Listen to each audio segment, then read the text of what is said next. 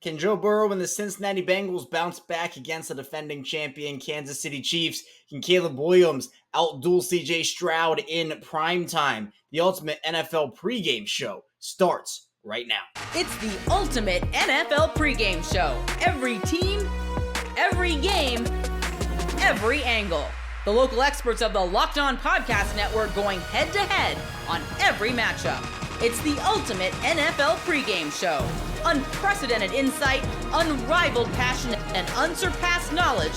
It's the ultimate NFL pregame show. The Locked On Podcast Network. Your team every day. Week 2 of the NFL season is officially here, and we've got everything you need to know heading into the weekend from the local experts across the Locked On Podcast Network. I'm your host, Kevin Ostreicher, and this is the ultimate NFL pregame show. So we have a bunch of great games to get into for week 2, from the primetime game of Texans and Bears, so the big 425 matchup in Kansas City, to why the Ravens and Raiders game could have some interesting storylines in that 1 p.m. window. We're going to go game by game to make you the most informed fan for game day. We already have one game in the books as the Buffalo Bills defeated the Miami Dolphins on Thursday Night Football, but plenty of other really juicy matchups to dive into, really in all 3 windows. So we'll be taking you through what the local experts here on the Locked On Podcast Network had to say, biggest storylines, key matchups, things that each team needs to do to win, and of course, predictions. So let's start off with a divisional round rematch between the Tampa Bay Buccaneers and the Detroit Lions. And we have James Yarko of Locked On Bucs and Matt Derry of Locked On Lions here to take you through everything you need to know about the matchup.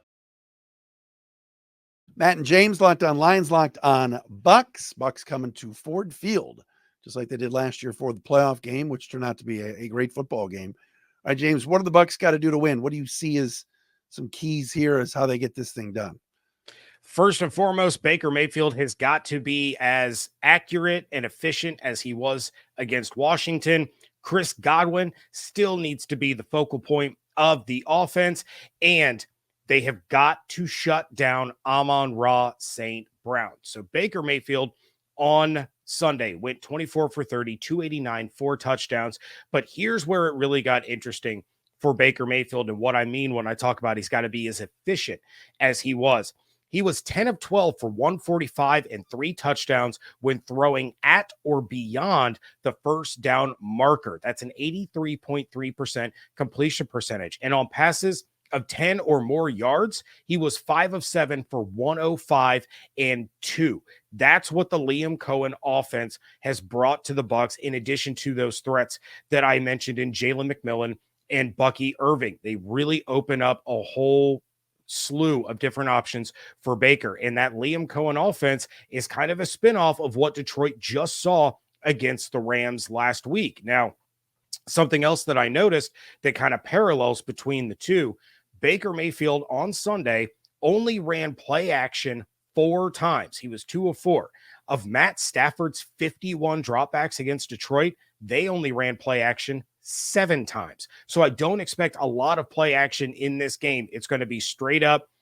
Liam's going to call some plays. Baker's going to put him in the best position, and they are going to go. As far as Chris Godwin, he's in that Cooper Kupp role in Liam Cohen's offense. He's back in the slot. He had 8 targets for 8 receptions, 83 yards. 5 of his 8 receptions came on 3rd down and resulted in a 1st down.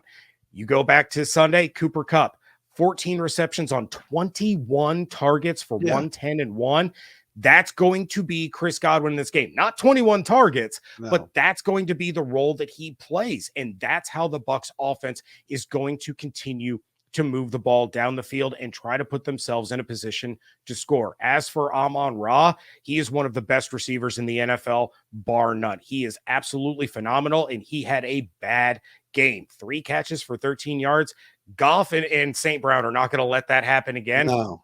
So last year against the Bucs in the divisional round, 77 yards and a touchdown, but the 2 games combined, he had 20 receptions for 201 yards and 2 touchdowns. Amon-Ra was the driving force for the Lions against Tampa. A beaten up secondary, no Antoine Winfield Jr. They have to find a way to contain Amon-Ra St. Brown and force Goff to look in other directions. Force Jamison Williams to do it a second week in a row. Challenge the run game to go against a very good Buccaneers run defense, or they have Gibbs and Montgomery as passing threats out of the backfield. But it starts with Amon-Ra. If you can keep him to the same stat line that the Rams did, you have a chance to win this game. Yeah, I mean, you and I agree. I don't think that's happening. And I mean, not that stat line. It may Right, be that right. 3 of 13 was an anomaly, but you Oh, give yeah. the Rams credit. They took them away. I'll say this for the Lions, what we saw in overtime Sunday night, 8 plays in that final drive that ended in the Montgomery touchdown, 7 runs. Get back to that a little bit. No one loves Jahmyr Gibbs more than me, and he's fantastic, but there's got to be a way that David Montgomery gets more touches consistently in this game. I thought they went away from him too much third and fourth quarter, and then overtime. Well, we need to pound the rock, and they go there. So that'll keep Baker and that explosive Bucs offense off the field if they're running the football and they're getting some chunks with Montgomery. I think it was last year in Tampa, Montgomery was eating for a while and doing well, and then got hurt in that game.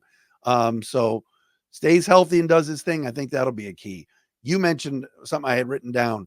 If Chris Godwin is in that Cooper Kupp role, the Lions have got to find a way. If Godwin's playing that motion game that they did with Kupp to find him. I think the Lions pass defense did a good job for the most part. There weren't a lot of explosive plays, chunk plays for the Rams. But if you're telling me that the new OC down at Tampa has a little Sean McVay in him, then he's going to watch that film and say, wow, let's put our guys in motion. Maybe Godwin turns into Kupp, and that can't happen if the Lions want to win. And the third key is I think long fields for Baker with this crowd. What's going on at Ford Field right now, and I know Bucs fans heard it last year. It's insane. I mean, it is like it's a rock concert. It's everything. It's craziness. And Jack Fox continues to be a huge key for the Lions. Booming punts. You give Baker a long field. He's got to go 90 yards. And I know now with this silly new kickoff rule, everything's at the 30, it seems like. But let's see Baker start at the 5 and have to go 95 yards. Let's see that Bucs offense a couple of times, the flip field, Jack Fox doing his thing, crowd into it, could cause some disruption there. So I think those are a few things I think, James, the Lions need to do. Yeah, I mean, Ford Field is no joke. David Harrison, the host of Locked On Commanders on this network, he and I were sitting about 8 inches away from each other during that game. We were having to text one another in order to have a conversation because we could not hear. It is loud. And I know the Bucs have been working on trying to simulate, the silent counts and try to simulate the crowd noise. You cannot replicate. I have been to a lot of concerts in my life, and my ears have never rung as much as they did leaving Ford Field after that game. It is electric. And I love it for Lions fans, man. They have suffered for far too long. Yeah. I love that the crowd gets so amped up and they have a team that they can love and cheer on that much. I think the Lions are going to win this football game. I think, like you said before, I see a shootout. I think that, Baker and that Bucs offense and some of the new backs, and I don't think the Lions defense will be terrible, but I think Tampa's going to have some success. So I could see a 37-31 type of game here where, again, it's on that number. Vegas and our friends at FanDuel have it at 6.5. I could see a 37-31 game here where the Lions prevail. I think St. Brown will bounce back. And I think some of that rust will be off of the Lions. What do you say? Yeah, that line's moved a little bit because it was at 7. So now it's come down just a little bit. I think the Bucs cover, but with all these injuries, especially Antoine and then Kalijah Cansey, that's the other really, really big one that affects the Bucs' ability to rush the passer. I don't know if they have the horses to be able to pull off an upset in Detroit. I think it's going to be close. And like I said, I truly believe that this is not the last time you and I are going to speak in the 2024 season. I think these two are destined to meet each other again in the playoffs, but I could see this one being 35-31, 37-35. Like it's going to be tight and it's going to be high scoring. Hammer the over. But I don't think the Bucs get this one done. For more on James and more on Matt, check them out over at the Locked On Bucs and Locked On Lions podcast, part of the Locked On Podcast Network, your team every day. Let's now move down to Dallas, where the New Orleans Saints, coming off a dominant win over the Carolina Panthers in week 1, will travel to Dallas to take on Dak Prescott and those Cowboys, who were able to defeat the Cleveland Browns, a big matchup, an NFC bout. And we'll be talking with Marcus Mosher and Ross Jackson of Locked On Cowboys and Locked On Saints about what they feel each team has to do to win. It's a crossover edition of the Locked On Cowboys and Locked On Saints podcast. We are discussing the biggest keys to victory for the Cowboys and the Saints. Because you're the road team, Ross, why don't you go ahead and give us some things that you're looking for in this contest? Yeah, absolutely. I think this one really comes down to kind of 3 big things for me. I want to see the New Orleans Saints play to their brand, and that goes for both sides of the football. They can't necessarily be worried. So many people outside of the facility are focused on who the opponent is. The Saints need to be focused on who they are and what their identity is and playing to that identity, right? Like that's got to be the biggest thing for them. There's a big issue for them last year was not having an identity, not necessarily feeling like they had a DNA in terms of what they were foundationally. That can't be the case here this season. And this is a game to where you have to prove that you can maintain who you are despite who you're lined up across from. So I think that becomes really important. I think creating space in the run game and then moving Dak Prescott off the timing of his connection with those wideouts has to be big, or pass catchers as a whole has to be big for this team as well. Creating space in the run game, nothing has a bigger impact for a rush offense up against a run defense than creating space, right? There's no bigger killer of good run defense than space. And so the Saints need to find a way to continue to implement that. They did a good job of it last week, running for over 30 rushes, averaging more than with Alvin Kamara averaging over 5 yards per carry. That's what you want to see in this game as well. Of course, getting Alvin Kamara and the sort of extension of the run game and the passing game, very important as well in the short game. And then in terms of just keeping Dak Prescott off the timing with those receivers, it's exactly what it sounds like. And so you have to do that by either creating pressure up front with your front 4 or simulated pressure from the second level. And the Saints have been one of the best teams doing that over the course of the past 2 years. And so I would expect them to continue to implement some of their more interesting pressure packages going into this one as well. Those are kind of the things that are most important for me, I think. And you mentioned Dak Prescott, kind of moving him off the spot. Earlier in Dak Prescott's career, he was fantastic getting outside the pocket. And that's actually where he was the best. As he's aged, he's really just a drop back pocket passer now. And I think, certainly early in the season, he's not going to be willing to take hits and throw the ball down the field. I think that's when he's going to tuck the ball, get 2 yards, slide, or he's just going to dump the ball underneath. That's a big thing. Can the Cowboys protect Dak? If they can, I think they're going to win. If he's taking a bunch of hits and he's having to get outside the pocket, that's where things get a little hairy. For the Cowboys, it's really as simple as play your game. Don't create turnovers.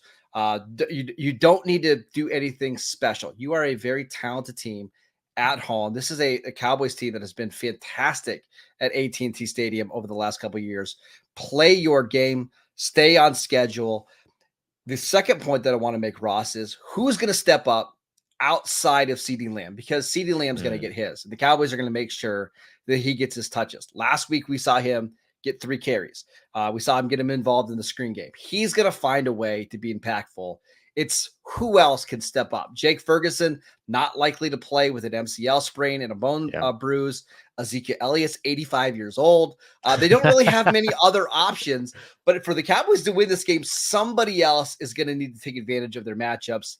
And then on the defensive side of the ball, I want to see them make the Saints travel the entire length of the field. What I get concerned about is Derek Carr making plays down the field like he did in week 1, hitting Rashid Shaheed. If you remember the last time the Cowboys played the Saints, Derek Carr hit Zay Jones down the field, I think 3 times for 150 yards.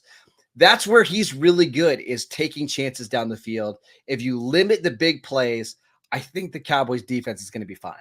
Yeah. The Derek Carr days with the Raiders, if nothing else, showed you very much that like Derek Carr's ability to throw downfield is something that maybe people kind of underestimate about him.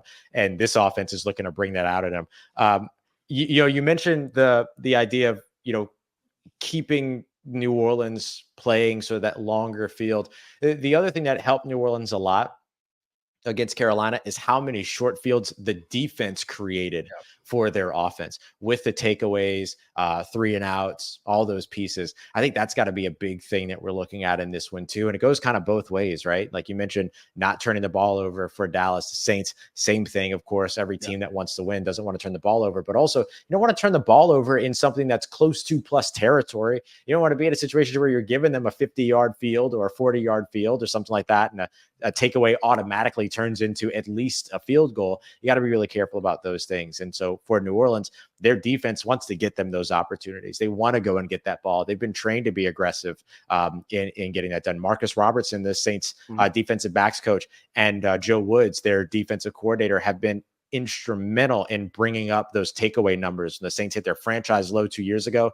Those guys showed up. They were outstanding there. And then they got another 4 takeaways or 3 takeaways this past week, depending upon how you look at the blocked punt that Juwan Johnson had. I mean, my goodness, you know what I mean? Yeah. It's a takeaway, but like, I know people always argue about that, but I think those are going to be big things too, is that sort of takeaway margin between these two teams. Well, and that's what I'm going to be curious to see is like, do the offenses turtle up and just lean on their defense to win the game? Or do we see both offenses play with some tempo and be like, hey, let's turn this into a shootout type of game because we think our defense can get enough stops to help us win? I think Dallas would like to turn this into a track meet just because they're at home and they've had a really good offense and Dak Prescott likes playing in those type of games. But I won't be surprised because it's an early season game if we see both head coaches, both offensive coordinators go a little bit more into a conservative mindset, at least early on in this one. Yeah. I mean, that would make a lot of sense, right? Take what the defense is giving you, build the confidence of each quarterback, all those things. I think that those are things you're absolutely going to be looking at. And, New Orleans, they're going to kind of want to do the opposite side as the away team, right? They're going to want their defense and their run game to travel so they can slow everything down. And so these two teams are going to be diametrically opposed into what kind of game they're creating. It's almost like if this does turn into a track meet, it's the Cowboys game. If it gets slowed down, it could be the Saints game in a big upset. Like that could be a big time difference in terms of how tempo plays into the result of this one. It's a big game. We got Tom Brady on the call. Can't wait. Oh, that's right. That's right. Yes. Marcus is great. Ross is great. And for more on those two, check them out over at Locked On Cowboys and Locked On Saints, part of the Locked On Podcast Network, your team every day. Let's take it to the AFC, where the New York Jets, coming off of a disappointing Monday night loss to the San Francisco 49ers, will take on the Tennessee Titans, who endured a pretty brutal collapse in week 1 against the Caleb Williams-led Bears. They will match up, each looking for their first win of the season. John Butchko of Locked On Jets, Tyler Rowland of Locked On Titans have everything you need to know about what Aaron Rodgers and Will Levis need to do to get the first one of 2024 under their belt. Welcome back in to the crossover Thursday. We've talked about what to look for with the Jets on offense and defense, talked about what to look for with the Titans on offense and defense. Now we'll kind of make some predictions about what needs to happen for this game to be a win for either side. The first win of the season for either one of these teams who both sit at 0-1. Before we get into it, want to thank you again for making Locked On Titans, Locked On Jets your first listen. For your second listen, check out Locked On NFL. You get all of your favorite team news here with us on Locked On Titans and Locked On Jets. Now get all of your national NFL news with Locked On NFL. You get local experts like me and John giving insights on your favorite teams, and then you get opinions, analysis. You know I'm coming with opinions. John knows. I mean, they're going to call me a madman for a reason. But with that being said, John is a gracious host. I'll exercise some Southern hospitality and let you go first. What do you think the Jets have to do to win this game against the Titans? Thank you, Tyler. I think that, number one, they need to be more aggressive with the play calling. And this has been an ongoing issue. I have been complaining about Nathaniel Hackett practically since the day he was hired. And here's the thing. So here's the thing, Tyler. A lot of people don't know that if Locked On Jets was around in 2001 through 2004, I would have complained nonstop about Nathaniel Hackett's father, Paul Hackett, because he was the offensive coordinator of the Jets at that point. Oh, God. And my complaints about him were that he was too conservative, that he ran an outdated offense. And 20 years later, we've got the son who's doing the same things. And I hope Nathaniel Hackett does not have a son who goes into coaching, because I'm going to be complaining about Nathaniel Hackett's son in 2044 if this keeps happening. No more second and long runs. Try and open up the playbook. Try and throw the ball on first down. You have Aaron Rodgers, dude. Like, stop being so conservative on offense. No more. I mean, fine, you can run it first and second down occasionally, but why don't we try and throw the ball down the field on first down?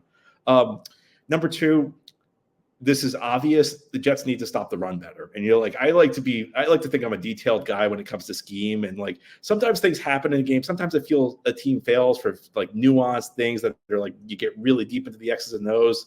That was not the case Monday night. The Jets just got their butts kicked up front. I mean, the Jets just got manhandled.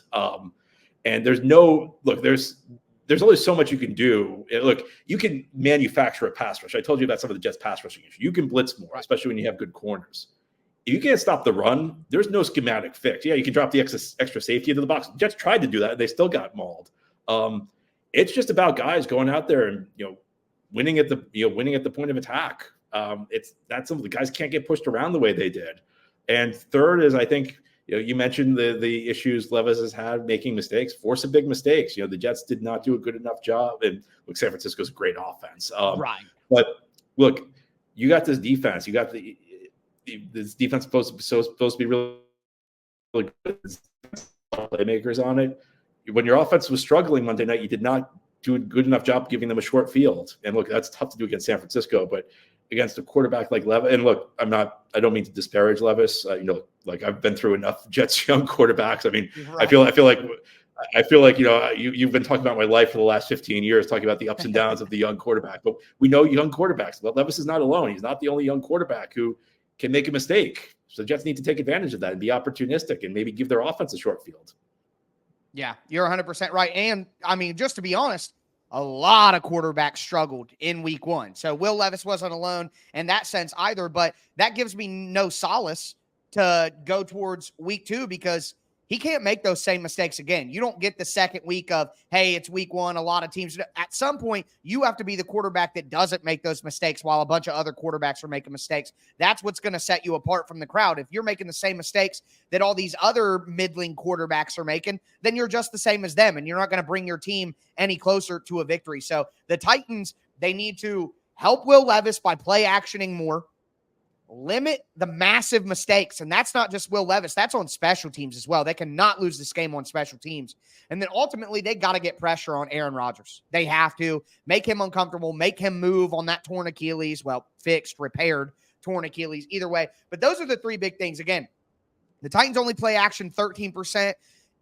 Not only are you going to protect Will Levis by play actioning like that, but you're also going to create opportunities for explosive plays. The Titans didn't have enough explosive plays down the field. They didn't have enough, and that's got to be a part of the offense early on. So they got to play action more. They got to create some more explosive chances on offense. That's also going to protect Will Levis, and he'll have an extra blocker in on those play actions, kind of like what the Titans did last year early, and let him get his feet under him. Let him get comfortable with it being early in the year. Again, special teams. The game really turned for the Titans last week when a punt got blocked. Not only that, but the Bears had like a 60-yard kickoff return. They had a 20-yard punt return. If the Titans significantly lose the special teams battle, they're probably going to lose again, not only because of the potential for the team to score on special teams against the Titans, but also the field position battle, which I think this is going to be a low-scoring game. I don't think that both of these teams are going to come out and put up a lot of points. It's going to be a little bit of a struggle, and that increases the spotlight on special teams. And then finally, talk about shutting down Aaron Rodgers. Like you said, he wants to get the ball out of his hands quick. He doesn't want to take hits. He's 40 years old, okay? I'm 33. I don't want to take hits. He's 40 years old. He does not want to take hits. He doesn't want to have to run in second reaction, off-schedule play make like he used to in his healthier and younger days. Blitz him up the middle, send pressure up the middle, and force him to flee outside of the pocket and test that Achilles and see how well he can move. That's what I would be looking for the Titans to do. And if they do that, I think they're going to be able to move to 1-1, but it's going to be a tough task. That game's really intriguing to me, if we're being honest, because I think both those teams need some level of momentum, and one of them has to win, unless, of course, there's a tie. And personally, I'm not a big fan of ties. But you can check out John over at Locked On Jets. Check out Tyler over on Locked On Titans. Again, that is a part of our network here, the Locked On Podcast Network, your team every day. So the bunch to get to on this Ultimate NFL pregame show. Coming up, a bunch more really intriguing matchups from the 1 p.m. slate. Stay tuned. A lot to get to on the Ultimate NFL pregame show. First, this show is brought to you by LinkedIn. When you're hiring for your small business, you want to find quality professionals that are right for the role. That's why you have to check out LinkedIn Jobs. LinkedIn Jobs has the tools to help you find the right professionals for your team faster and for free. And for me, I have had a lot of great experiences over on LinkedIn, finding jobs, networking, connecting. LinkedIn has it all. And LinkedIn isn't just a job board. LinkedIn helps you hire professionals you can't find anywhere else, even those who aren't actively searching for a new job but might be open to the perfect role. And a given month, over 70% of LinkedIn users don't visit other leading job sites. So if you're not looking on LinkedIn and looking in the wrong place, on LinkedIn, 86% of small businesses get a qualified candidate within 24 hours. Hire professionals like professional on LinkedIn. Post your job for free at linkedin.com/lockedonnfl. That's linkedin.com/lockedonnfl to post your job for free. Terms and conditions apply. We are back. Ultimate NFL pregame show. Kevin Oestreicher is still here with you. We just talked about really intriguing 1 p.m. matchups, but guess what? We have a lot more of those to dive into right now, as we're going to now take it to the Ravens and Raiders game. The Ravens have a home opener, and the Raiders are looking to spoil that, as both teams are looking for their first win of the year. Baltimore losing to Kansas City on opening night, and the Raiders suffering a tough defeat in an AFC West showdown with the Los Angeles Chargers. Me being the host of Locked On Ravens will take you through the biggest matchups, key storylines, predictions of the game with your boy Q of Locked On Raiders, and everything you need to keep an eye out on. Crossover Thursday, Locked On Ravens, Locked On Raiders. Kevin Oestreicher, Locked On Ravens, your boy Q of Locked On Raiders, still hanging out with you. This episode, Crossover Thursday, Locked On Ravens and Locked On Raiders, is brought to you by PrizePicks. Go to PrizePicks.com/LockedOnNFL. Use code lowercase LockedOnNFL to win $50 instantly when you play $5. Now, Q, this game for the Raiders. Yeah, just Lamar, have a bad game on Sunday. That's all. No, I'm not going that far. I'm not going that far. But I think that this is crazy, because this is a game that the Ravens actually kind of like really need, because if they start 0-2, right, especially look, the Raiders, they're not a team that's expected to be this like top Super Bowl contender or anything of that nature. Right. I think they're still a solid team, but they're not in that like top of the top. So if the Ravens lose this game, I think it's going to be all panic in Baltimore. If the Raiders win, you feel really good about that if you're Vegas. But for Las Vegas in this one, Q, what are 3 things you think they have to do in order to secure a win?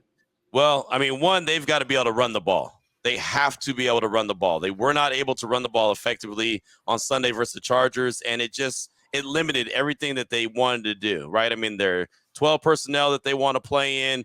They weren't able to do that very often. I mean, it's just that the matchups wasn't there. They weren't able to utilize play action, right? And more times than not, the Chargers, their defenders, Khalil Mack and Joey Bosa, were able to just pin their ears back and try to get to the quarterback. This offense will not run correctly under Luke Getsy without the run game. You have to be able to run the ball. And Zamir White has an opportunity to fill that void now that Josh Jacobs is gone, and he started out really slowly to the point where they put Alexander Madison in to take that point. And he did a really good job. So Antonio Pierce has told us whoever has the hot hand is who's going to have the ball. Like, he's going to ride that hot hand until, he has to switch it up. So first and foremost, they have to 100% all capitals have to be able to run the ball. If they can't run the ball, it's lights out. It's just not going to work. The Ravens defense will be able to, like I said, pin their ears back and look for Gardner Minshew and go after him. And it's just that simple. It'll be a one-dimensional team, and they're not built like that.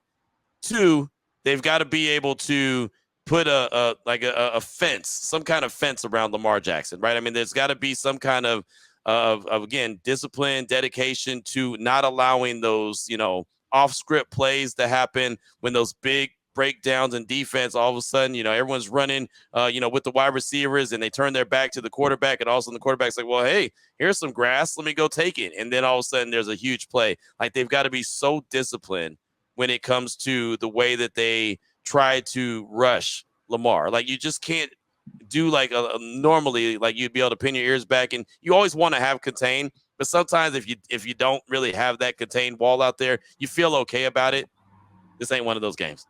This is not one of those games. You cannot, just not have those contained walls up. You really have to be disciplined in your pass rush. You just have to. And of course, stopping the run goes with that as well. I mean, really the defensive line, that line of scrimmage, the Raiders have to do everything they can in their power to really own it. And they did a good job against the Chargers for, like I said, 3/4 of the game. So that's a big priority. And I think honestly, the Raiders have to create a couple turnovers. You got to get a couple turnovers to get the offense a shorter field. This Raiders offense is not clicking on all cylinders. They only scored 10 points last week, so they need as much help as they can get, right? They need to be able to make sure that maybe Gardner Minshew and that offense gets the ball in plus territory, or they get it, closer to the 50-yard line as opposed to getting it at the 20 and having to drive the whole distance of the field. Create a couple turnovers. Hell, maybe even the defense could score a touchdown or whatever, get into the end zone or return the ball and set them up in scoring range already. Just they've got to get some kind of juice and energy, and they're going on the road. It's an early kickoff for them, 10 a.m. Pacific time kickoff, so they've got to be able to adjust. But I think that would give them some extra juice if they're able to create a couple turnovers. So those are the three things that I'm looking for. You got to run the ball. You've got to be very disciplined in the way that you rush Lamar Jackson and create a couple turnovers, and that'll give you a chance to get a victory in Baltimore. Not saying you're going to win, but you're going to get a chance to get a victory in Baltimore if you can at least do those three things. For the Ravens, what do you think? What are the three things that they need to do to get away with the victory and improve their record to 1-1? Yeah, I think first of all, you got to block. You just have to block effectively and efficiently, both in the run game and in the pass game. Derrick Henry didn't have a great game on Thursday night. Part of that was because they just didn't run block effectively, and you had a guy on top of him. And Derrick Henry can do a lot of things. Stiff arm guys out of the way, move them out, said, I'm taking this ball to the end zone. But he can't do it all the time. He has to be able to have free rushing lanes, get himself going, and that will help. Plus, for Lamar Jackson, again, you want to have him be able to feel comfortable in the pocket, go through his reads, and be able to deliver strikes, especially with the offensive talent they have. You have to be able to block effectively and efficiently for what Lamar Jackson wants to be able to do in this game, especially if you get your run game going. And I think that's the second thing, which is just establish that early. We had seen the Ravens do it on Thursday night, but then they went away from it. And by the time they felt like they could do it again, it was already too late and the game flow had already changed. So for them, being able to dictate the game flow themselves on offense, establish that physicality, win the point of attack on the offensive line, and make the Raiders defense guess, make them try to cheat up and commit to something and then do the opposite thing. And I think that is it's the action that the Ravens have to spam. You have 3 or 4 different options out of a couple of specific heavy looks that you can do and make really successful, especially in this game in week 2. And then finally, for the defensive side of the ball, just take away an aspect of the Raiders offense. If you want to take away Zamir White, now Alexander Madison, do that. I know Zamir White had a tough debut, and Madison was kind of the guy who, especially in the pass game, kind of got going for him. If you want to try to take away Devontae Adams in that passing game, Gardner Minshew, make him uncomfortable, you can. Last time Gardner Minshew faced the Ravens was able to win the game in Indianapolis, but Kyle Hamilton had 3 first-half sacks, and they got him going early. It was kind of that ugly mop-it-up game. So I think for the Ravens, if they can establish something early and just take something away from Las Vegas defensively for them, that's a really, really big part. Q, I have the Ravens winning this one. I have them going somewhere along the lines of, I'll say 31-20. That's kind of what I have. I think the Raiders are a good team. A lot of points there. I know. I think that this is like the bounce back game. Like they're pissed off about that Chiefs loss. To me, I'm going 31-20, but I could see it going a couple different ways. I definitely don't believe the Ravens will score that many points. I think the Raiders defense is better than that. I actually believe that this defense could be really strong. I'm not 100% confident saying that I think that the Raiders are going to win. I know that they need this victory. Nobody wants to start out 0-2, just like the Ravens don't want to start out 0-2. But just for the sake of this show, and I'm gonna go out on a limb. I'm gonna say that I'm gonna go ahead and say that the Raiders are gonna win. But I think it's gonna be a low score. I think this is like 20-17. You know what I mean? Like this is one of those games, right? Let's put it like this. I'm not even gonna say the Raiders are gonna win. I'm gonna say the final score will be 20-17. How about that? 20-17 will be the final score. And I hope that it comes out on the Raiders side of things. I really do. They only scored 10 points last week, so I'm a little gun shy to say that they're going to make sure to score 20 just because that's doubling what they did a week ago. But I'm just going to say that the final score will be 20-17. I think it's going to be low scoring because I think both defenses are going to show up. How about that? A lot of great insight there. I thought Q was awesome, and the Ravens aspect of this is really intriguing too because 0-2 starts, not really great for your playoff chances. And if Baltimore ends up losing that game, and obviously Las Vegas factors in here too, whichever team loses, pretty big blow to any playoff hopes that team might have. But you can check me out over at Locked On Ravens. You can check Q out over at Locked On Raiders, part of the Locked On Podcast Network, your team every day. Now, the Jacksonville Jaguars and Cleveland Browns will face off in a big AFC matchup. Cleveland coming off of that disappointing loss to Dallas, and Jacksonville, they're going to be trying to figure things out after a loss to the Miami Dolphins. So both teams, again, looking for a win to kick off that column. And we're going to be talking with Jeff Lloyd of Locked On Browns and Tony Wiggins of Locked On Jaguars about what you need to know, everything going into that game.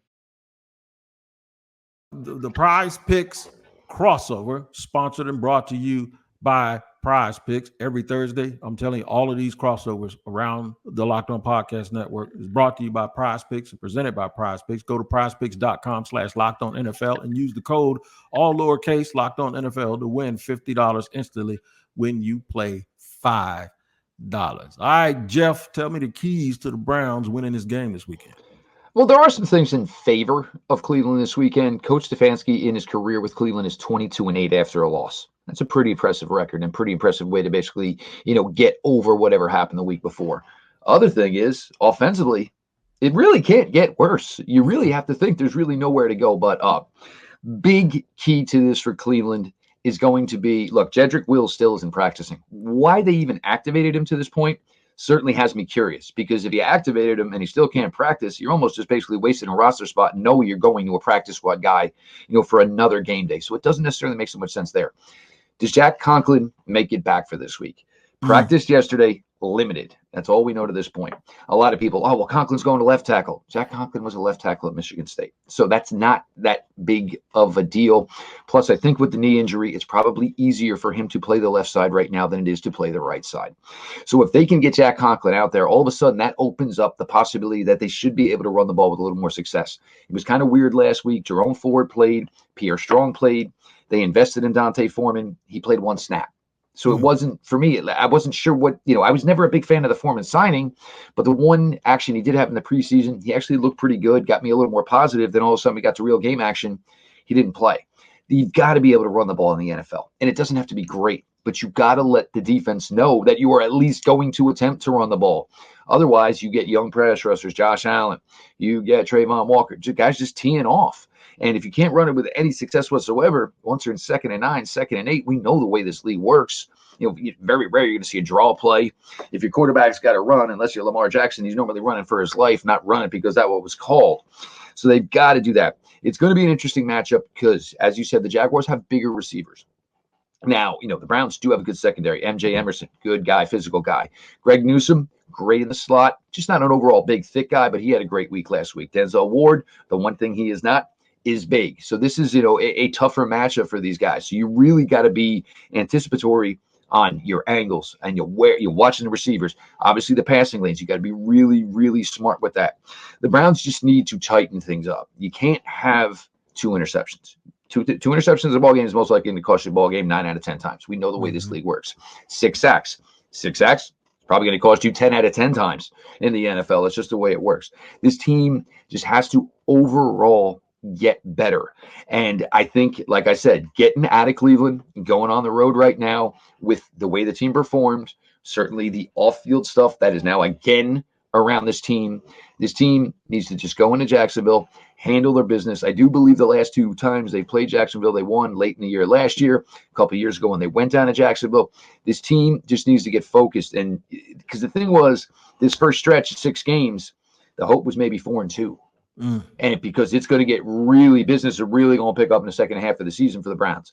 So they need to get back on the right track, because if you get to the second half of the season looking like, oh man, we kind of need to run the table, or we only maybe have 1 loss, when you got to play all your conference games, you got to play the Chiefs, you got to play the Dolphins, it's just not a realistic thing to focus on and believe will happen. But if they can run the ball with some, respectability, play some better defense, they should be good. Now, the thing with Jacksonville, I'm going to keep it real simple. They just can't be somebody's antibiotic. If somebody's sick, let them stay sick. Don't be the elixir. We ain't trying to be no heat pad for nobody. They just have a habit of doing that, though, and letting teams get right at their expense. They can't turn the ball over in critical times. And then, so that means they have to have a short memory from last week. You can't be letting that baggage stew even though all of us were angry with the way that the game went. They were going up 24-7, and it just forgot to hold on to the football. So here's the deal. Do everything you did last week, but just finish it, right? Don't let it linger. Have a short memory.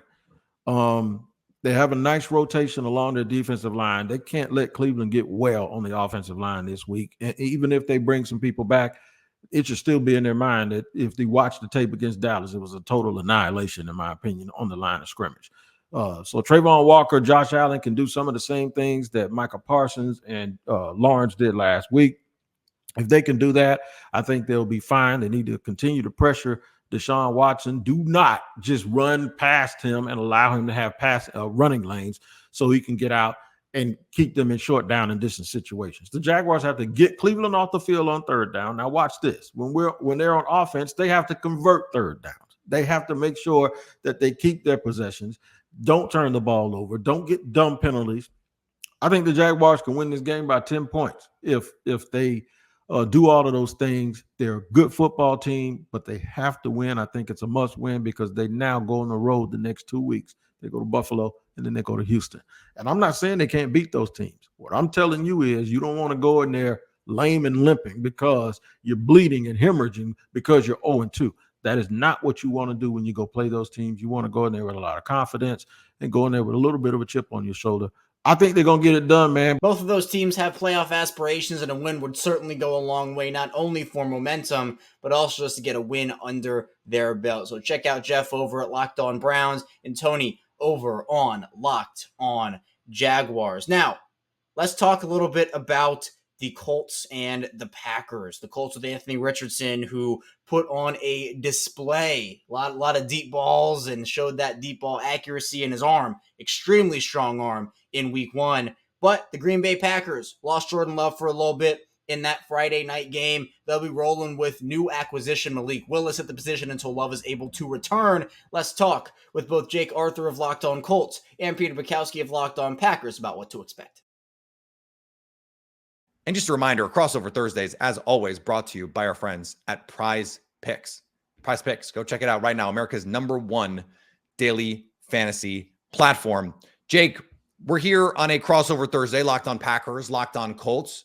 We don't get to do this very often, which is, kind of a bummer. I like watching the Colts. I think this is a cool team. When it comes down to it, like I said, I'm scared of Anthony Richardson, very much so. What is the key? Like the Colts will win if.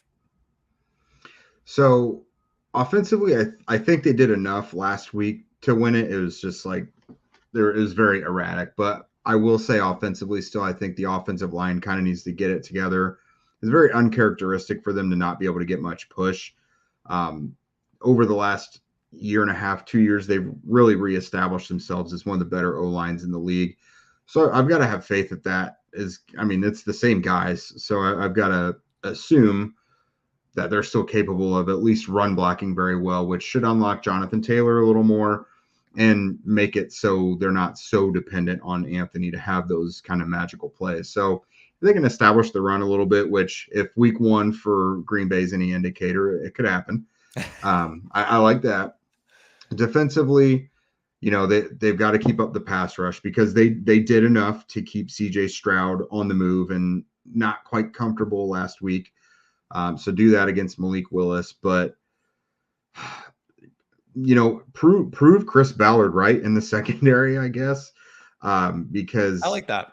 This injury with Juju Brents, it's tough. He was someone I really liked coming out of college too, and he's such a great fit for what they want to do. Well, it's really unfortunate because everyone was screaming about them needing to add more help in the secondary all offseason, and they stood pat and were like, no, we like the young guys we've got. And it's like, but Juju is one of your 3 most important DBs, and the guy has not been 100% healthy at any point since you drafted him, even in the offseason. Yeah, always recovering from something. And now you're kind of laying in the bed you've made. He's out for the year. So they're starting corners. Jalen Jones on the outside, 7th rounder last year. Mm-hmm. They lucked into him being capable of starting. Again, you draft a guy in the 7th round, you don't think he's going to be your starter right there. No. On the other side, we don't know. It could be Dallas Flowers, who was a healthy scratch last week. or Samuel Womack, who they got off waivers at the end of the preseason from the 49ers, who we thought was a nickel, but is actually going to be playing outside. And then Kenny Moore in the nickel. Maybe you move Kenny to the outside for more reliability there. But it's like, look at what is happening. But can you do that? Kenny Moore's one of the best slot defenders in the league. Like, I feel like you're making two places worse if you do that. Yeah, it's I don't know. And then behind them, if Julian Blackmon doesn't Jaden Reed, play, like Jaden Reed was awesome last year. You got to have Kenny Moore, like at least give him some shot against Jaden Reed. It's just crazy how everyone was like, you better be careful with this. And then here we are. It's not even the second game is here yet, and something big has gone wrong. So, make Chris Ballard look good here with this, because right now the vibes are not great in the secondary. Okay, how about this for the Packers in terms of keys? Don't lose the game on offense. I feel like that's it. Just don't lose the game on offense, because if Malik Willis is trying to do too much and throwing a lot of interceptions, and by the way, when he was starting, it wasn't like he was reckless with the ball. He's just he was an inaccurate thrower, and he was an inaccurate thrower in college, a high variance thrower, because he has the horsepower, a lot like Anthony Richardson, who is also a little bit of an inconsistent thrower, because they have the horsepower to make every throw. Just don't throw it to the wrong color jersey is the mandate here, because I do think the running game is going to be able to get some traction. I think Matt LaFleur can scheme up enough looks here to give them an opportunity at some big plays, play action. That was something that I think you're going to see a lot of play action, deep overs, big posts, those kinds of things. I bet they'll run leak maybe once a half. They're going to have specials, and they're going to, because this is a crucial game for the Packers without Jordan Love. Like, if you're the Colts, yes, you want to be a playoff team, but really, you mentioned it. It's more about the Anthony Richardson of it all. Does Anthony Richardson looks like your guy, and do you compete for a playoff spot? The Packers are trying to go win a Super Bowl, Jake. Yeah. They can't go 0-1. And so there was this great stat. Teams that lose in week 1 and are underdogs in week 2 cover the spread 57% of the time since 2003, because they're desperate teams. Now, both of these teams are 0-1, but one team is an underdog and one team isn't. And so I feel like, from a Packers perspective, I like them covering the 3.5. I'm going to pick them to win this game, just because I do think there is an urgency gap here. I think the Packers feel that this game is going to be more important for them. Matt LaFleur is going to bring out the tricks. There's going to be the specials. I think they're going to have a little bit more intensity on defense after the awful footing in Brazil. I think the defense is going to play better. It'll be a close game. I mean, I think this is sort of like one of those 24-20 kind of games, 24-21. I think that's right in that range. It will be a game that it's going to have both fan bases pulling their hair out. I have no doubt about that. I said that the same thing in the Eagles game. I think that's true in this one. So that's where I've landed here. Yeah, I don't think it's going to be anything crazy. Now, I do think the ingredients are there. For some reason, this gives me the vibes of Colts Browns last year. Total barn burner between PJ Walker and Gardner Minshew. Yeah. Like 70 points scored almost. Like, yeah, that would be fun. This game has no business being that, but it could be. We don't know. Yeah. But I'll go on the reasonable side. I do have the Colts winning, I think 30-24. Okay. Some of the things they did not capitalize on or establish last week are things we have seen them prove they are actually good at. Running the ball and blocking up front. We know they're capable of doing that. They have the quarterback, the running back, and the line to do it. We didn't see much involvement from Michael Pittman Jr. We know there's room to go there. And the linebackers played so uncharacteristically poor last week, too. We know they're capable of more. Still terrified of the secondary for what it's worth, which is why I'll give Malik Willis 24 points. But yeah, I also think they're better at stopping the run than they showed last year. Like, everyone was healthy. Totally different story right now. But some of their better guys against the run should still be out there. I think it'll go that way. The Colts tend to prove me wrong at times, but I picked against them last week. I actually picked them within 1 point. I said they were going to lose 30-27, and they lost 29-27. Well, I'll give them the benefit of the doubt of this one. I think they're going to right some of their wrongs from last week, and I'm going to say 30-24. Malik Willis looking to get his Packers career off to a good start, and Anthony Richardson looking for more momentum. For more on Jake and Peter, check them out over at Locked On Colts and at Locked On Packers, part of the Locked On Podcast Network, your team every day. Still a lot of 1 p.m. games to dive into with key matchups, big storylines, predictions, and keys to victory. We have a lot to get to. Don't go anywhere on the Ultimate NFL Pregame Show. First, this show is brought to you by FanDuel. You've heard us talk a lot about FanDuel, America's #1 sports book, and I love going on FanDuel, seeing everything they have to offer. We have something a little different for you. Now through September 22nd, all FanDuel customers can bet $5 and get a 3-week free trial of NFL Sunday Ticket from YouTube and YouTube TV. Then with the YouTube TV base plan, you'll be able to watch every regular season Sunday afternoon out-of-market game. All you need is a Google account and a current form of payment, and you can cancel anytime. And if that's not enough, be sure to check out FanDuel's Profit Boost in the app and use it for FanDuel's double your winnings for all of Sunday, September 15th pregame moneyline bets. Profit Boost will be live starting Thursday, September 12th. View your account page now to learn more about your boost. So for that Raiders and Ravens game, for that, opened up, the Ravens did it about 9.5-point favorites. That is now shifted down to 8.5-point favorites. So if you like that line, head over to FanDuel. Just visit FanDuel.com, download America's #1 sportsbook. Here on the Ultimate NFL Pregame Show, previewing Week 2 with your local experts here on the Locked On Podcast Network, your team every day, continuing on the 1 p.m. slate. Let's now kick it over to Minnesota, where the San Francisco 49ers will be traveling. San Francisco coming off of a big win in Week 1 against the Jets on Monday Night Football, and the Vikings beaten down on the New York Giants. So both teams 1-0, looking to improve their unbeaten record. And we'll be talking now with Brian Peacock and Eric Crocker of Locked On 49ers, Luke Braun of Locked On Vikings, as they have everything you need to know about this big matchup. Brian, Croc, what's going to happen? What is this game going to come down to? Let's put it that way. I think the tough thing is, you see Minnesota, and obviously it's a team that had, a down year. You dealt with some injuries last year, but they were able to beat the 49ers. And I remember going into that game, 49ers were rolling at the time, and they had a couple losses there to the Cleveland Browns. You had, lost to Cincinnati. Then you play the Vikings. It's like, oh, this is the game you get back on track. And it's like, nope, you're actually going to lose this game too. So I don't think the 49ers can go into this game and puff their chest out. You're traveling across country. You're going to a different time zone. You're playing in someone else's house, a house that has a really good home field environment. For me, I'm looking to see how the 49ers come out on their first drive, because if you watch the 49ers, really even their first couple of drives in the last game, 3 and out on their first drive against the Jets. All right, okay, let's get in the groove. And then the next drive, Fred Warner punched the ball out, forces a fumble. Then what do 49ers do? They go 3 and out again and have to kick a field goal.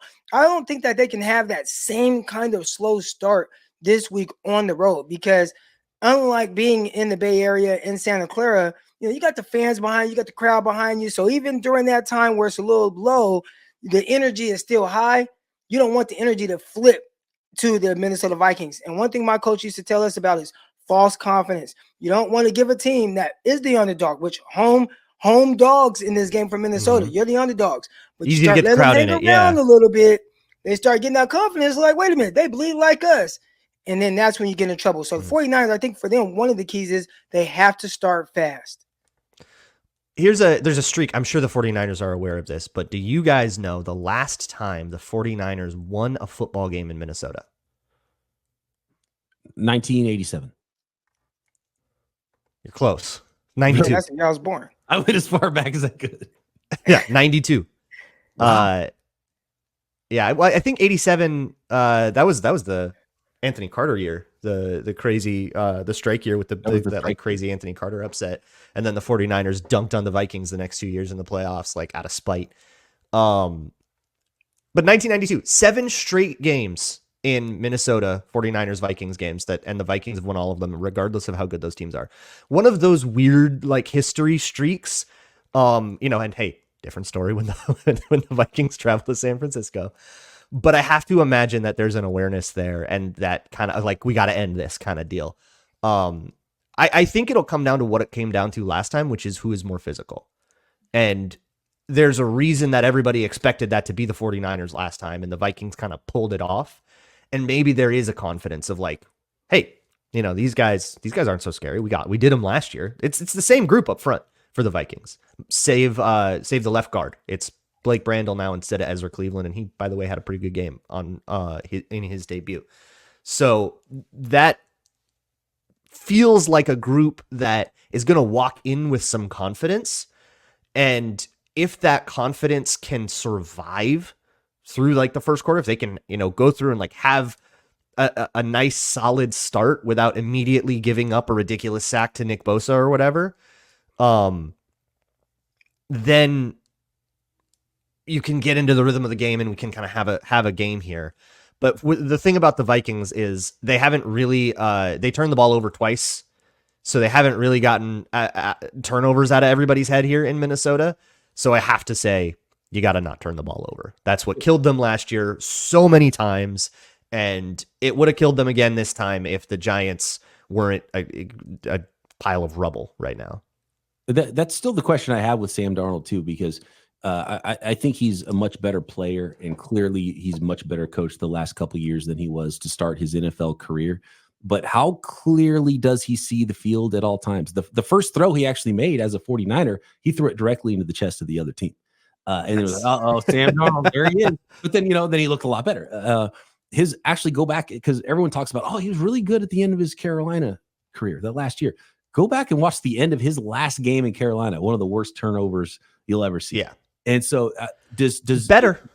The two turnovers were not his fault. One was a fumble after the catch by the fullback C.J. Ham, and the other one was he was trying to hit Justin Jefferson on a double move for like a one-on-one ball, and Dexter Lawrence just smoked the center and hit him as he threw it. It kind of flipped up. Super not his fault either. So yeah, he was very safe with it and turned down some, like, there were some throws on that tape where you're like, maybe you could hit that. And he turned down all of those. So he's playing a very conservative brand of football for him, but they've found a way to kind of get that mentality in him, but still push the ball downfield sometimes. Yeah. And that's smart. And I do like what the Vikings have on offense, and obviously the best wide receiver, maybe second best wide receiver in the NFL, depending on how you feel about Tyreek Hill.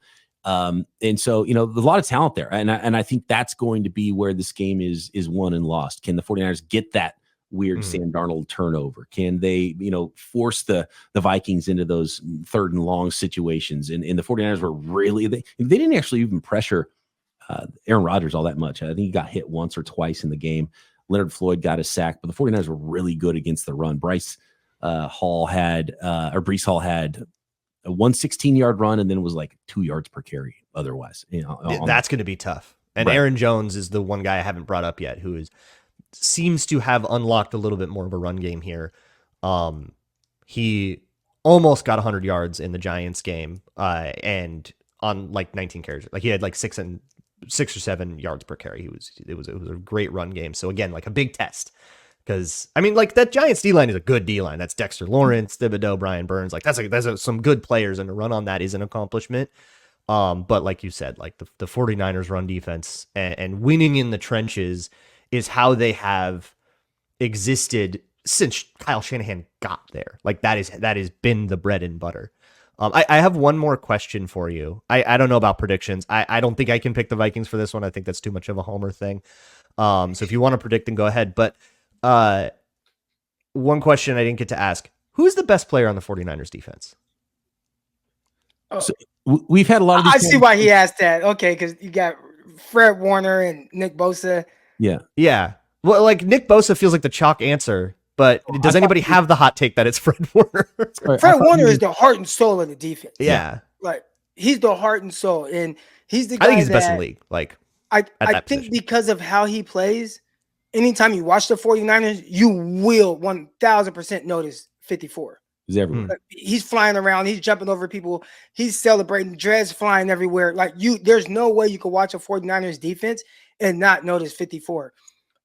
But Nick Bosa, he's damn good. Of course. I mean, this is a guy that won Defensive Player of the Year, had a slow start to last year after holding out. I think he does a lot of the dirty work, and he's just a quiet person. And I think he kind of flies under the radar. So when he's generating a lot of pressure, taking on doubles, splitting nose, you just kind of don't notice it. I don't know if it's something about his demeanor. He off the field, he's really kind of quiet and reserved, kind of stays to himself. But when I say stays to himself, I mean just like, him and his brother, they go to like this Bosa chamber and work out like in Florida. Like it's just, he's just kind of his like away. So I don't know. Like with the 49ers defense, who's the best player? I do think it's the easiest thing to say is, Nick Bosa, but Fred Warner is the leader of the defense. That's without a doubt. No doubt. And like if I was drafting 49ers, I would take Nick Bosa probably over every player on the team. But a lot of that is positional value too. Sure. Fred Warner is unbelievable, and he's so important and so impactful in so many ways and what they're able to do in coverage with their linebacker. And so many teams nowadays take advantage over the middle of the field, and it's harder to do that against the 49ers because of Fred Warner's out there. But we're being disrespectful to Diamador Lenore, who is the secret superstar in the San Francisco 49ers. Yes. Keep your eye on number 2 out there, Vikings fans. I've been watching his contract, waiting for it to expire so that I can pine for him in free agency. I know. Hey, did you guys see what he said about really earning a spot on the 49ers and who it was that not only gave him the confidence, but who it was that he challenged himself against this player to get in the good graces with the 49ers and Kyle Shanahan? It was none other than Justin Jefferson.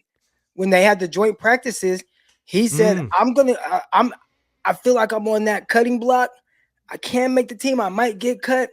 I need to challenge myself in a different way while we're out here in these joint practices. I'm going to follow 18 around. So whether he won a rep or lost a rep, he competed his tail off. And I think that earned him the respect of a lot of people that make big decisions for the 49ers. That's so sick. Okay, so score predictions I think are lame. But what do you think will be the headline coming out of this game? Like, what will be the cold open on Locked On 49ers after this game that is the main point that we all come out with it? Oh, man. Sam Darnold threw 6 interceptions in the San Francisco 49ers defeat the Minnesota Vikings 47-3. We hope. Yeah. I feel like I'm gonna be saying one turnover too many. But I don't know if it's going to be on Darnold or not. It just feels like this team still has that bozo in it. Look, the Vikings are already in a place where I think it's house money a lot. Like I'm sure Vikings fans have bigger expectations than maybe people on the outside looking in. It's frustrating that you don't get to develop your young quarterback. But yeah, but like what happens next year is already kind of set in stone. So yeah, it does feel like we're just sort of like waiting for him to come back. Yeah, and he goes down with an injury. Yeah. Oh, cool, because now you're going to get the number 1 overall pick, and you get to pair another very talented player with them. Like that's what we're hearing, and then you win a game, and it's like, wait a minute, how many more of these can we win? And maybe sports is about trying to win. Maybe you realize there's a floor too. Like you have enough good players, and there's a floor when you're a well-coached team, and the organization's put together in a way where you're not going to collapse like that. And you're going to be in it, and you get some good quarterback play from a veteran quarterback, and you realize, all right, cool. And if you get your future long-term quarterback in on top of it, and you keep adding players, you're going to still remain a really good team and a really good program. So all of those things are so important. I think it might be a rough one. The 49ers are favored for a reason. Maybe if you're picking against the spread, it makes things a little more. I think it was 6. Niners are favored by 6 in a row, 6 on the road. It's a good home dog bet for the Vikings to be competitive and keep it within a touchdown. That's not a terrible bet. I do like the 49ers in this one, though. Be sure to check out Brian and Eric over at Locked On 49ers and Luke over at Locked On Vikings, part of the Locked On Podcast Network, your team every day for that NFC bout. But we're now going to take a look at a previous Super Bowl matchup, the Seattle Seahawks, New England Patriots. Obviously, both teams in a bit of a different situation than they were about a decade ago. Both teams having new first-time head coaches at the helm. But we're going to be talking through that with Corbin Smith of Locked On Seahawks, Mike Debate of Locked On Patriots. Where can these two teams take advantage of their opponents' weaknesses? Let's talk about that now. Patriots fans and Seahawks fans, thank you for joining us here today on this crossover Thursday episode, getting you ready for Sunday's Week 2 matchup, the New England Patriots hosting the Seattle Seahawks, and bringing you right up to kickoff is yours truly, Mike DeBate, host of Locked On Patriots, and of course, Corbin K. Smith, host of Locked On Seahawks. And of course, folks, remember, crossover Thursday is presented by PrizePicks. Go to prizepicks.com/LockedOnNFL and use the code, all lowercase, LockedOnNFL to win $50 instantly when you pay $5. And Corbin, as the late, great Gorilla Monsoon would say, if this were WrestleMania, the time for the talk has just about ended. If the Seahawks are to come into New England and defeat the Patriots, right now they're favored, what are Seattle's 3 keys to victory for a win on Sunday? Well, the first one is pretty simple, Mike. They've got to be able to pass protect. And I'm not asking this offensive line to play like the 2005 group that had Walter Jones and Steve Hutchinson up front. They don't have that kind of talent. But at the same time, Connor Williams is a huge upgrade at center. Laken Tomlinson's an established veteran. You love your left tackle, Charles Cross, who actually was the one real bright spot from this offensive line last week, played really well against the Denver Broncos. Who's going to be starting at right tackle? Is it going to be George Fant? Is it going to be Stone Forsythe? Is it going to be rookie Mike Jarrell? We don't know who's going to be starting over there. So there's all kinds of questions with this offensive line that's trying to build some continuity, a lot of new pieces, but they have got to be able to keep Keon White and company away from Geno Smith enough that Geno Smith can make plays downfield. You don't have to give him 5 seconds in the pocket to do that. Geno Smith can make $1 million out of a couple of pennies if you just give him a little bit of time to throw the football. But last week, early in the game, they weren't giving him that opportunity, and it was one of the reasons the offense floundered for 2 quarters. Once they were able to get their run game going a little bit and the pass protection got better as the game progressed in the second half, Geno completed almost 80% of his passes in the second half. If you allow Geno Smith to have enough time that he can operate the offense and he can get the ball to his playmakers, maybe get a few more shots downfield with the talent they've got in that receiving core, as good as the secondary is for New England, if you are able to block things up well enough that Geno Smith can get the ball downfield, that is going to be a difficult task for even the Patriots secondary, especially with some of the safety injury concerns that you mentioned earlier.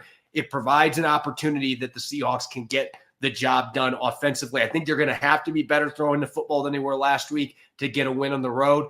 For that to happen, the pass protection is key number 1, 2, and 3 for this football team. Absolutely agreed. And I think that is something that Seattle will definitely look to exploit against New England on Sunday. Look, if you're looking at it from a Patriots perspective, once again, the Patriots need to establish the run. And this is something, again, that we've talked about earlier on in this segment, and I've talked about ad nauseum on Locked On Patriots all week long. All of the way that Alex Van Pelt wants to run this offense comes through the running game, and it comes through Ramondre Stevenson, and he once again has to establish himself as someone that can be a key on the ground and get yardage and be able to facilitate what this Patriots team wants to do. Now, one thing that they have to do with establishing the run is utilize play action, take the deep shots down the field, make sure that this passing game gets involved. To do that, they're going to need solid blocking from the offensive line. They got it from the right side last week, Corbin. They didn't get it from the left. Chukwuekorafo definitely looked like a fish out of water at left tackle. He struggled. He was pulled after only 10 snaps. Veteran Vidarian Lowe came in and played a little bit better. They looked like they were a little more comfortable, but the Patriots' left side is still a big problem. And right now, Sidy Sow, their starting left guard, was also not at practice on Wednesday. It's going to look like he may end up missing this week as well, unless something drastically changes. So now you're looking at an offensive line of Vidarian Lowe at left tackle, Michael Jordan at left guard, David Andrews at center, Layden Robinson playing right guard, and Michael Wenu playing the right tackle position. Again, the right side is going to be good, but Seattle is going to zero in and try to force Ramondre to run to the left. And they're also going to try to exploit that left side and get after the passer in Jacoby Brissett. So if they can't do that, they won't be able to establish what is my second key to victory, and that's control the line of scrimmage on both sides of the ball. Patriots did a great job of doing that on both offense and on defense against Cincinnati. It's going to be much tougher to do that against Seattle. And then the last, certainly not least, Same as last week. The Patriots are going to have to win the turnover battle, and they're going to have to take advantage of miscues on the opposite side of the ball. Seattle is not a team that's prone to turn the ball over, but the Patriots need to at least force one or capitalize on a miscue, get good field position, put Seattle on its heels, and then they've got that puncher's chance to come away with the victory. And I'm glad that we're talking the run game, because I think from Seattle's perspective, if there's one thing that travels well consistently, if you can run the football, running the ball is something that can help your chances of winning when you go into a hostile road environment like Gillette Stadium. And we don't know where Ken Walker III's health is at. Now, he told reporters after Sunday's game that he was fine. So if I had to make a prediction right now, I expect that K9 is going to be out there and he is going to be starting, and he's going to get plenty of carries, going to get his opportunities in the passing game. But Seattle's got to have that balance. They have got to be able, not that they need to go out and run for 150 yards in this game, but they need to be effective running the ball, because that was one of the ways they were able to take some of that pressure the Broncos were putting on Geno Smith off the quarterback in the second half and give him a little bit more of an opportunity to get the ball downfield and get the ball to his receivers. And the last key for me on the defensive side of the football, you got to win early downs. And this plays into New England's ability to be able to throw the football, because I think if the Seahawks can come out and they can shut down Ramondre Stevenson on first and second down on those early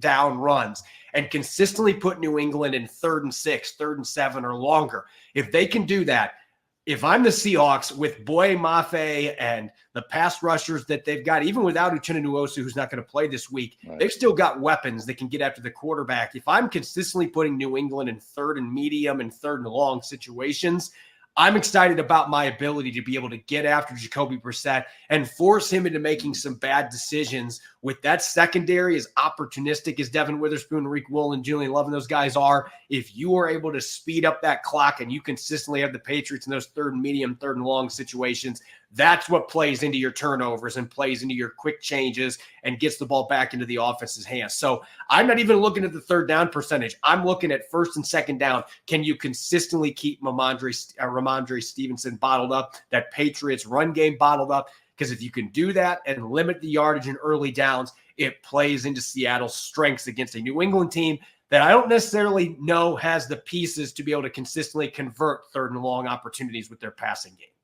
Yeah, with that passing game, it's going to be very difficult. And again, you're dealing with an untested passing game, and you're dealing with a lot of young receivers that right now ran a lot of short routes last week. If those routes are elongated the way the Patriots hope, it's right now a guessing game as to how that's going to go, especially with a makeshift offensive line providing protection and Jacoby Brissett having to rid himself of the ball probably quicker than he'd like.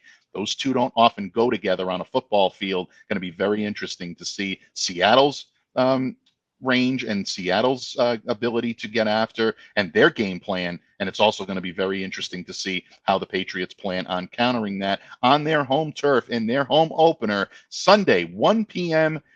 Gillette Stadium, Foxborough, Massachusetts. The Seattle Seahawks visit the New England Patriots in week 2 of the 2024 NFL season. Corbin is great, and so is Mike. You can check them out over at Locked On Seahawks and Locked On Patriots, part of Locked On Podcast Network, your team every day. Well, now we're going to dive into a Chargers and Panthers matchup. The Chargers ran a little wild on the Las Vegas Raiders in week 1 en route to their victory. The Carolina Panthers didn't have such a great week 1. Bryce Young certainly struggled. David Drogemeyer of Locked On Chargers, Julian Council of Locked On Panthers will take you through everything you need to know about this game. All right, back here on Locked On Panthers and Locked On Chargers. I'm Julian Council, the host of Locked On Panthers. He is David Drogemeyer, the host of Locked On Chargers. It is a crossover Thursday presented by our friends over at PrizePicks. Go to prizepicks.com/LockedOnNFL and use code all lowercase LockedOnNFL to win $50 instantly when you play $5. The Panthers hosting the Chargers at 1 p.m. Eastern time, 10 a.m. early in the morning there on the West Coast. And looking over at our friends at FanDuel, which we just told you about, 6.5-point favorites. The Chargers are coming on the road. Is that a surprising line to you at all, David, after what we've seen so far? No, not really. I mean, no disrespect to the Panthers, but that was a pretty underwhelming performance to start the season for them. And I think, there's really, a lack of identity for that football team. I don't know I don't think they know who they are or what they want to do out there quite yet. And I think they're still trying to figure out who they are. And I think with Jim Harbaugh, he brings an identity. It's ready-made. It's physical. It's physicality. I'm going to drag you into the deep water. I'm going to beat you up. I'm going to pound the rock. We're going to play physical football for 60 minutes, and we're going to see who's standing at the end of the game. So I just think that with given that information, I feel like this is a pretty understandable line here. Yeah, and identity is a big thing. The Panthers for years now have not known what their identity at all is. They didn't know it under Matt Rule. They didn't know it last year under Frank Reich. They did know it for a period of time when Steve Wilkes was the interim head coach, but David Tepper was not interested in Steve Wilkes being the interim head coach or the head coach, period. No when idea they had an why. identity. Yeah, and that's the thing that a lot of fans, I saw it brought up on social media on Sunday. The Panthers had an identity. They had an attitude. They brought physicality. And Tepper said, no, I need to have an offensive coach because apparently that's the only way to have success in the NFL, which is patently false. But I digress. Looking at things on Sunday, what are 3 things the Chargers have to do to beat the Panthers other than, of course, just show up based off how the Panthers played last week? Oh, God. So 3 things that the Chargers need to do. First, find rhythm in the passing game. Second is don't overlook the Panthers. And the third is continue being a fourth quarter team. So finding rhythm in the passing game, Justin Herbert, not a crazy game by his standards, 17 to 26, 144 yards and a touchdown. Took quite a while to get the passing game going, and really, I'd say midway towards the third quarter, that's when they started to kind of click a little bit. Offensive line has to do a better job of handling the stunts and the blitzes. I think the tackles played well, but the interior of the offensive line definitely struggled a little bit throughout that football game. Don't overlook the Panthers. Just because they had a bad first game does not mean that they're not going to come in here motivated. I guarantee they want to wash the stink of that game off of them, and they want to come in here and try to win a football game. And this feels like a trap game for the Chargers, but they can't have that mentality. You can't overlook any opponent in the National Football League, no matter who it is. You got to show up ready to play and be prepared, and then continue being a fourth quarter team. For the Chargers, it's all been this whole offseason about the fourth quarter finishing periods. It's after practice is done, Jim Harbaugh is, and Ben Herbert, the strength and conditioning coach, extra work after practice, getting that extra work in, trying to be as in top physical condition as they possibly can. So when it gets to the end of the game and they need to be at their best, they have the stamina and then endurance to be able to do that. So that's, what the Chargers have to do if they want to win this football game on Sunday. Man, I just hearing about a trap game in the NFL in week 2 like that. That's some college stuff, man. It's like we're talking about the Texas Longhorns walking into Manhattan, Kansas at like 11 a.m. Central Time for a game like on Fox. Like that's where the Panthers are as far as like their respectability or lack thereof so far in the NFL. And until they're able to establish an identity, that's kind of going to be how people feel outside of this market. And I think even within the market, there's people who feel that way as well. So I don't necessarily disagree with you on any of the keys that you put out there for the Chargers. As far as Panthers concerned, they got to take pressure off of Bryce Young. We talked about it earlier. Makes no sense to me how a coach and Dave Canales is going to sit here all off season long and talk about how he wants to be stubborn about running the football. While they kept Miles Sanders when it would have made sense potentially get rid of him. Maybe not cap wise, but as far as production wise, what they got out of him last year looked like a guy that you could have easily parted ways with if, of course, the cap wasn't existent. Chuba Hubbard was expected to play a big role. They drafted Jonathan Brooks, who's currently on a non-football injury list, can be out for the next at least 3 weeks. I'm just shocked that they did not come out there and try to run the ball on the Saints and that they asked Bryce to carry them. He throws a pick immediately, and then his confidence is gone. And by the time you wake up, if they ever woke up, you're down 17-0. You're getting embarrassed. Like, they got to take pressure off of Bryce. They have to run the ball, especially between the tackles. They brought in Robert Hunt at right guard, Damian Lewis at left guard, and shifted Austin Corbett there at center for a reason, because they want to run the ball, and they need to do that with Chuba Hubbard and Miles Sanders. I'm someone who thinks that you got to run running backs into the ground and then move on and get another one. You use them, you abuse them, and then you lose them. This is the last year for Hubbard. This should be the last year for Miles Sanders. Run those guys, man. I don't see what they're waiting for there. Take pressure off of Bryce Young in that manner. Then on the defensive side of the ball, Derek Brown's gone. You can't sit here and cry about it. It sucks you're losing your leader, your best player. But guys got to show some pride on that line of scrimmage. They got to be able to stop the run. The Chargers ran the ball extremely well there in the second half of that Raiders game. J.K. Dobbins, good player. Gus Edwards, good player as well. But it ain't like you're facing off against Alvin Kamara for the second week in a row. This is not Christian McCaffrey, who, God, the Panthers, man, they had Christian McCaffrey once upon a time. This is not one of the top backs, not one of the top, maybe an underrated backfield that they have there in L.A., but you got to be able to show some toughness, be able to stop the run, and be able to control the line of scrimmage. You want to have any chance at winning this game at all on Sunday. And I kind of said it there, show some pride. There's a lot of guys who were here last year when they went 2-15. There's a lot of guys that were here the year prior when they turned things around after a 1-5 start and were right there week 16 with an opportunity to beat Tampa Bay and potentially go to the playoffs by winning the division. A lot of guys are here when they won 5 games back-to-back seasons. There's a lot of dudes that have just not won games in Carolina. And at some point in time, you got to just say you're sick of it and actually do something about it and show some pride. Last week, what I saw was was absolutely the most embarrassing performance in week 1 of in this franchise's history. I just don't understand guys like Shaq Thompson getting a tackle late and celebrating. You're getting your ass kicked, man. And you're supposed to be a captain on this team, one of the leaders. You gotta have a situational awareness, but also show some dang pride, man. That's what I want to see from the Panthers team on Sunday if they're going to have any chance at winning this game at all. I don't necessarily have a pick. Do you have a pick at all, David, or are you all set on where the Chargers potentially need to do on Sunday? Yeah, I mean, as far as the pick, I mean, I don't know. I'm not going to put a score out there, but I do feel like the Chargers are probably going to win this football game. I just feel like what they're bringing to the table here, offensively and defensively especially, I think they're a very scary football team, a lot scarier than a lot of people gave them credit for going into this season, because they have some connectivity from the back end with Derwin James and Alohi Gilman to the front end with Khalil Mack and Joey Bosa, and even in the middle with Denzel Perriman, Deion Henley. They have some players at every level of this defense, and offensively, they're going to run the rock. They are going to bleed the clock in this football game. They're going to try to stay ahead of the sticks, probably going to pop play action when they can, but I'm not going to put a score out there, but I do feel like the Chargers are going to win this one.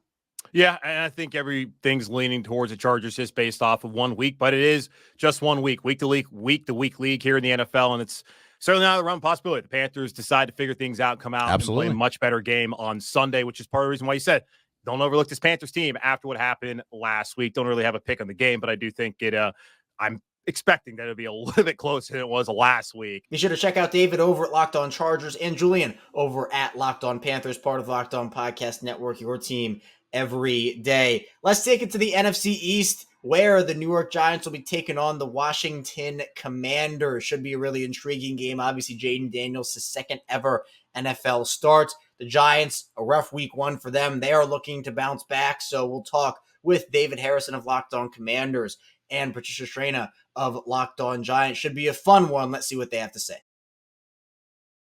This week's Crossover Thursday episode of Locked On Giants and Locked On Commanders brought to you by PrizePicks. And we've got 3 most important things that Patricia, the Giants don't need to do. The Giants should not that they should do it. They must do these 3 things to beat the mighty Washington Commanders. What are they? Number 1, get the ball to Malik Neighbors. I mean, last week, the Giants targeted him, I want to say, 5 times, and just that's not enough. You've got this dynamic receiver, this guy who can get behind defenses, this guy who can separate, and you got to get the ball in his hands. It's that simple. You know, I'm not saying throw every single pass to him, but certainly get him some more targets than just, the 5 or so that he had in week 1. It's like, almost like he was invisible. I don't want to say invisible, but, he didn't make the impact that I think a lot of people were hoping that he could make in that game. So feed Leak, as he likes to be called. So that's number 1. Number 2, get after Jaden Daniels. As good as Jaden Daniels might look, he's still a rookie. He's still going to make rookie mistakes. He's still going to be vulnerable to pass pressure. He's going to be vulnerable probably to disguised defenses. So do what you've got to do to get pressure on this guy and hope that he turns the ball over, makes a mistake, tries to fit something into where it doesn't belong. Just, turnovers. The Giants have a pretty good 1-loss record when they can force at least 2 turnovers in a game. I think there's something like 5-1 since going back to 2022. So get the turnovers, force the quarterback to make mistakes. And then finally, I'm going to come back to Daniel Jones. Daniel Jones has got to play better than he did last week. Not force stuff into tight windows. Be smart about the ball.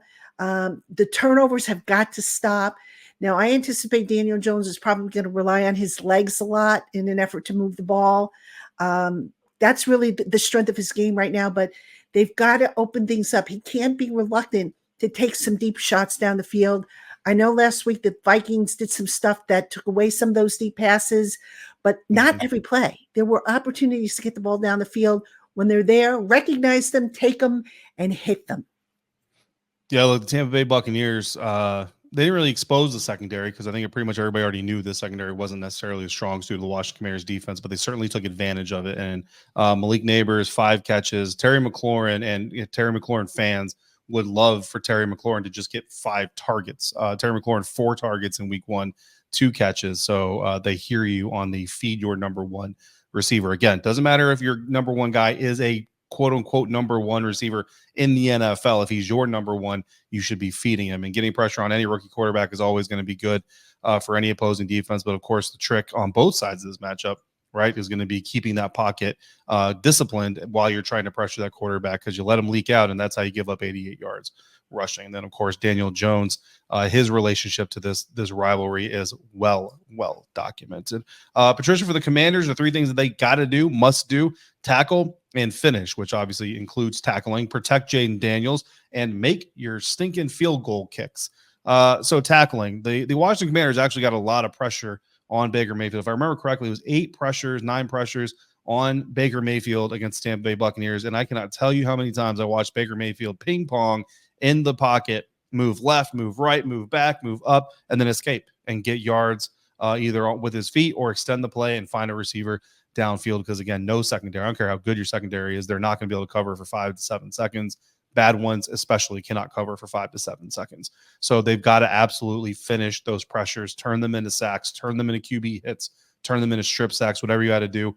But also just tackling. There were some tackling issues on the field. And again, you talk about guys like Daniel Jones and how much they're going to get out of there. And you're 100% right. Watching the tape of the Vikings-Giants game, a lot of the times Daniel Jones did damage with his feet. It's because the Minnesota Vikings, in an effort to get pressure, lost pocket contain. They lost their own pocket contain, and you can't do that against quarterbacks that are looking to take advantage of you, like Jaden Daniels. Right now in week 1, we saw good protection of Jaden Daniels in the sense that Jaden was getting down and getting out of bounds. Didn't take a lot of hits. I know his helmet came off a couple of times, and that's all everybody's talking about. But for the most part, his weird little combat roll that he's got going on instead of sliding was being pretty effective, and he was protecting himself. Eventually, as long as he continues to do that, we'll get to a point where we don't bring that up on a regular basis. But it's only week 2. We've only seen it 1 week. So we got to see more of Jaden Daniels making these smart decisions as he's running before we're able to move on from that topic. And then field goal kickers. Patricia, when's the last time you saw a Super Bowl winning team go through 5 kickers in one season? Never. Yeah. When's the last time you saw a team go through 5 kickers through week 1 of the NFL season?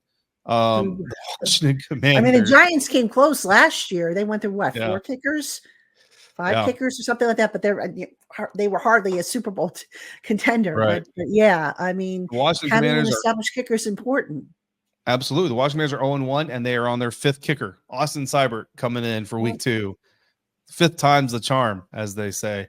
So we'll see how he can do. But look, there were multiple times, Patricia, where the Washington Commanders actually were within a score or could have gotten it down to 1 score in that Tampa Bay game if their field goals are made. But Cade York misses 2 field goals, kicks a kickoff out of bounds, darn near misses an extra point. That's why he's out, and Austin Seibert is here. So yeah, they got to tackle, they got to protect Jaden, including Jaden protecting himself, and they got to make kicks. You got to convert a point. We got a rookie quarterback. You got to convert points when the points are there to be converted. Yeah, I mean, look, you can't squander away scoring opportunities, no matter what they might be, because you'd only get so many opportunities to do that. And if you're squandering them away, that missed point, that missed field goal, that missed touchdown, they add up and they can be the difference in the game. Yeah, I mean, look, the Washington Commanders lost by 17 points in the end, right? So whatever, but 6-point difference throughout the course of the game can potentially alter the outcome of that game. Even if they lose, maybe it alters the outcome to where they don't lose by as much. For more NFC East coverage, of course, with the Giants and the Commanders, be sure to check out Patricia over at Locked On Giants and David over at Locked On Commanders, part of Locked On Podcast Network, your team every day. That wraps up the 1 p.m. slate here on the Ultimate NFL pregame show, but don't worry, we'll be taking it through all the 4 o'clock action, plus those primetime big matchups. Stay tuned. Don't go anywhere. A lot to get to still on the Ultimate NFL pregame show. First, the show is brought to you by PrizePicks. PrizePicks is America's #1 daily fantasy sports app with over 5 million active members. PrizePicks is the easiest and most exciting way to play daily fantasy sports. Unlike other apps, on PrizePicks, it's just you against the numbers. All you do is pick more or less on 2 to 6 player stat projections and watch the winnings roll in. So 1 Caleb Williams passing yard gets you 1 win on PrizePicks every week in September. That's right, only 1 yard gets you an automatic win every football weekend in September. 4 weeks of free W's. Don't miss the deal on PrizePicks because it's gone when September ends. And if you want to play PrizePicks alongside Drewski, Joe Budden, MMA champ Sugar Sean O'Malley, you can now find community plays under the promos tab of the app. View entries from some of the biggest names in the PrizePicks community each week. So for this Ravens and Raiders game coming up, if you want to maybe pick Zay Flowers more on those receiving yards, maybe Isaiah Likely, he had a great week one, maybe you want to hit more on his receiving yards, you can do that over on PrizePicks. Download the PrizePicks app today and use code LOCKEDONNFL and get $50 instantly when you play $5. That's code LOCKEDONNFL on PrizePicks to get $50 instantly when you play $5. You don't even need to win to receive the $50 bonus. It's guaranteed. PrizePicks, run your game. This is the Ultimate NFL pregame show, taking you through all of the action in week 2. I am Kevin Ostreicher, and I'll be taking you through all you need to know with our local experts who will dive into key matchups, predictions, storylines, things that each team needs to do to win the game. We have a lot to get to. The 425 window is incredible this week, particularly because of one matchup, and that is the Kansas City Chiefs and the Cincinnati Bengals. Cincinnati traveling to Kansas City after probably the worst loss of week 1 out of any team. They lose to the New England Patriots in disappointing fashion, while Kansas City picked up a big win over the Baltimore Ravens in week 1. Joe Burrow hoping to bounce back. Patrick Mahomes hoping to keep his momentum. Which team will come out on top? We have a full slate crossover here, full house between Jake Lisco, James Rapine of Locked On Bengals, plus you have Chris Clark and Ryan Tracy of Locked On Chiefs getting you ready for the game on Sunday. I'm really interested to see what these keys are, Jake. Let's get it right away for the Bengals. What are the 3 keys here?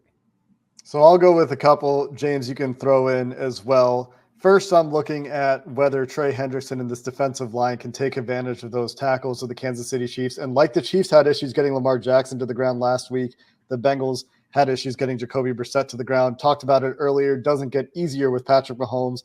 And that interior competition is worlds different, tiers different from the top of the NFL to the bottom of the NFL, comparing the Chiefs to the Patriots. So the task gets harder, but if they're getting pressure and can abuse those tackles, can they get Mahomes to the ground? That's one for me. 2 is, Chris, you talked about the ability to get doubles to Jamar Chase with the absence of T. Higgins. And one thing that we saw very successful for the Bengals in week 1 is when they went to 12 personnel featuring rookie Eric All Jr. and veteran Drew Sample. A couple of tight ends more willing and more able to block than the Mike Gesicki and Tanner Hudson duo, 2 of the other tight ends that were active for the Bengals in week 1. I'm interested to see if they get to that 12 personnel package a little bit more than we're used to for an 11 dominant team in the Cincinnati Bengals, and if they're able to use that to their advantage both in the run game and to generate some looks for explosives in the passing game. James, what would you add to that? Well, yeah, explosives, huge. I mean, that would probably be number 1 if I had to rank them. But the other thing, if it's bringing Patrick Mahomes down, it's also making sure that you tackle Rashee Rice and Isaiah Pacheco, probably not in that order, Pacheco and Rice. I mean, they struggled tackling last week. Such a huge issue. And if you're in these one-on-one situations, I get it. The Chiefs love it if it's Isaiah Pacheco versus a cornerback. But the Bengals have to win those. They just do, especially because the Patriots' interior of their offensive line, much, much different than what they're going to be facing on Sunday at Arrowhead. I mean, that's such a huge edge, I think, in difference between last week and this week is dealing with Smith and Tooney and who am I missing? Creed. And Creed Humphrey, yeah, the guy that I talk about more than anyone, actually, because the Bengals picked Jackson Carman over him, and I still haven't forgiven them. And so, yeah, I think that's such a huge factor because and Jake said it at the beginning, there's a very real possibility where the Chiefs are like, Isaiah, we're going to run for 200 today. And I'm not sure the Bengals are going to be able to do much to stop it. And that's such a key, especially early in this one. Yeah, I thought the Bengals defensive interior actually held up against the Patriots, and that was what we thought the problem would be. I'm not so convinced that will repeat this week. But on top of that, like you said, James, they got to tackle the yak disparity. You talk about the polar opposites. The Patriots were the best tackling team in the NFL in week 1. The Bengals yak was dismal. And this is a yak league right now. Average depth of target across the league down. The Chiefs, on the other hand, best yak team in the NFL in week 1. Tackling, can't underline that one enough from the Bengals perspective. That's a great shout, James. What about you guys from the Chiefs side of things, or any comments there from any of the keys that we've identified before we get to the Chiefs keys? I just want to say thank you, James, for your comments on Creed. We appreciate you guys not drafting him and taking Carmen instead. Just want to throw that out there. Sorry. Come of on, course, all the wounds, but what you doing? What? Our listeners already don't like the Chiefs, man. What are you Tooney, doing? Smith, and Humphrey in the same freaking offseason. I mean, my God. And all three of those guys could have been Bengals. Like, we could at be least talking about two. opposites right now. And at least 2, right? Yeah. Like Smith and Creed, especially Creed. Like Smith, whatever. I don't know the medicals and what they had. But anyways, what are the Chiefs' keys, guys? I'll echo one of Jake's, and Chris, you can hit the highlights. For me, it's about doing what you didn't do last week. You put rookie Kingsley Suamataia out there on an island and said, go take care of business. Trey Hendrickson is not going to be that guy. I guarantee that. So how do you help him? It's not just about chipping a little bit. I do think they have to run a little bit more 12 personnel, give him a body outside of him so that he can kind of play off of that. But I will say, what he lacks in experience, I think he does make up for in arm length and footwork. So I think this is going to be a premier battle. They just got to come up on top of it. Yeah, one of the biggest things for me is the pressure. Kansas City, and Ryan kind of talked about this earlier, and we've alluded to it a little bit as well, or I alluded to it a little bit as well, but you didn't get Lamar Jackson down. And you got pressure on the quarterback, but you couldn't get him to the ground. You guys had the same problem with Brissett.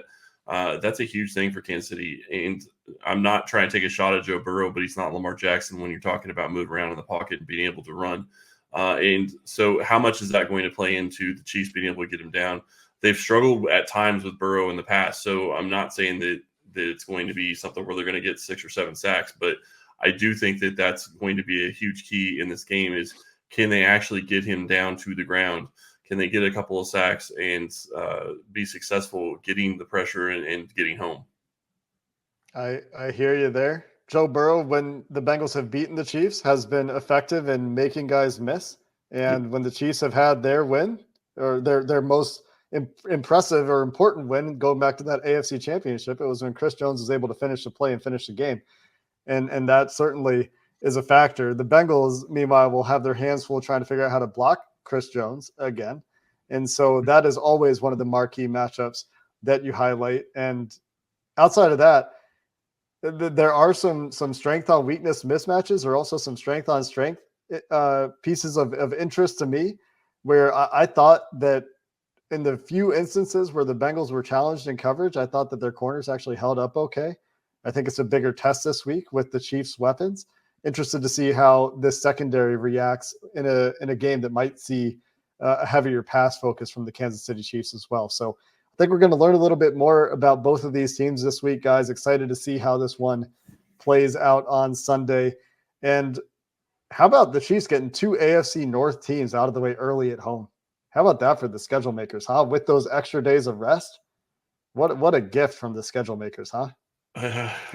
You say gift. I'm going to say I don't think it was a gift the way we looked at the schedule to start the season. I'm just saying, if you have to play those teams, get what you're saying. At least you get the rest. No. I get what you're saying, and I completely agree with you. But when you look at those first 2 weeks, and it's the Ravens and the Bengals, the team you played in the AFC Championship game this past year, and a Bengals team that's always played you tough and had your number more times than not more recently, that doesn't feel like a gift. But I completely agree. The rest is a huge deal. So I think that could play into it as well. And this is not a fun schedule for the Chiefs, but it's the NFL and it's not ever going to be a fun schedule. So looking forward to this game though, gentlemen. For sure. Should be a good one. I look forward to some barbecue and some non-December Kansas City weather. It's supposed to be like 86 on Sunday. Wow. Like, sign me up. Let's go. I'm excited for this one. I cannot wait to watch this one. I think this will be the game of the week. And if you want to follow along, Jake and James, Chris and Ryan, check them out over at Locked On Bengals and Locked On Chiefs, part of Locked On Podcast Network, your team every day. Now, the Pittsburgh Steelers, they're a team that is the only team that has a win in the AFC North after week 1. And then the Denver Broncos, Bo Nix, had a pretty rough NFL debut, but he'll be looking to bounce back against that Pittsburgh Steelers defense in Denver. So we'll be talking with Chris Carter of Locked On Steelers, Cody Rourke of Locked On Broncos. Those two have everything you need to know about the game. Crossover Thursday is presented by PrizePicks. Go to prizepicks.com/LockedOnNFL and use code all lowercase LockedOnNFL to win $50 instantly when you play $5. We continue on our Crossover Thursday here, getting into what needs to happen in order for the Pittsburgh Steelers or the Denver Broncos to win Sunday's Week 2 matchup. What better way to get the analysis and the local experts on the biggest stories? Since the Steelers are the away team, they're traveling to Denver. We're going to start things off here with Chris Carter. Chris, when you look at this Steelers team, offensively, defensively, all the storylines that we have talked about, what are 3 things that the Steelers have to do, and how are they going to do it if they're going to leave Empower Field for the first win since 2009? That's the thing. They're going to have to do it their way. I think that the Steelers are in a position where they know their traditional way of playing football, the way they've done the last 3 years since Ben Roethlisberger's been out the league. That is a way that they can go about playing. They did it last week against the Falcons. I think they're going to try to do the same exact thing in this game. So my first key is playing a way to limit Bo Nix from getting anything started. Don't give him anything easy, any big plays, no busted coverages deep. Your job this week is to make him, if he's going to score on you, he's going to dink and dunk all his way around the field and have to hit you with a lot of small shots here and there to force him to have to make 10, 12 really good decisions before he gets a touchdown. And if he does that, kudos to him. But like you were talking about, the Steelers pass rush, their secondary has been really good. Their linebackers have been more involved in coverage this year. You give yourselves more chances to create a turnover when you force him to have to be like that as a rookie, especially when he was still trying to figure things out last week. Don't let him get his confidence. That's step number 1. Step number 2, I really think a lot of this comes down to, can the Steelers offense just do what it did last week and stay ahead of the sticks?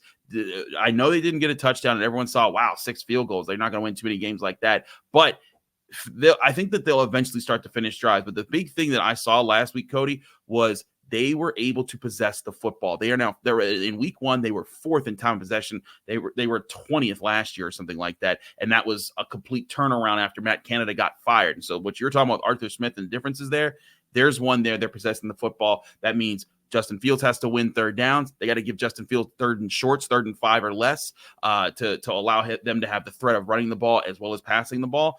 And I think that'll be a big key there. But my last key here is also back on the defense. You let no run game emerge. You were talking about the struggles with Javonte Williams and the offensive line there. You cannot let this be a day where all of a sudden they crack open a few big plays and it makes life easier in Bo Nix. Make the rookie quarterback have to live in 3rd and 8, 3rd and 9, 3rd and 7, or longer, anywhere from there on back, and force him to have to stand back in the pocket, wait for his routes to develop because they're further down the field, and attack, and give TJ Watt, Alex Highsmith, Cam Hayward, you name that Steelers defensive pass rusher, give them maybe a 4 or 5 second chance to go in and get the quarterback and fluster the rookie. Those are my 3 keys. Cody, what are you looking at? Oh, I tell you, that's a tough task there. You naming what the Steelers have to do. I look at it from the Broncos perspective. I'm like, if the Steelers do that, it's going to be a very, very difficult game for the Broncos. And I think the overall perspective, a lot of the fans don't have a lot of belief this week in the offense, especially because they're playing that Steelers defense. In that, I think the first thing too, it's kind of a counter to one of your keys. First key here for the Broncos offensively, you have to find a way to run the ball. Look, I think if you have a close game early on, or let's say you have a tie game. Let's say this is a field goal game, kind of how it was a little bit last week, except Denver had a couple of safeties that, they're able to get some points off of.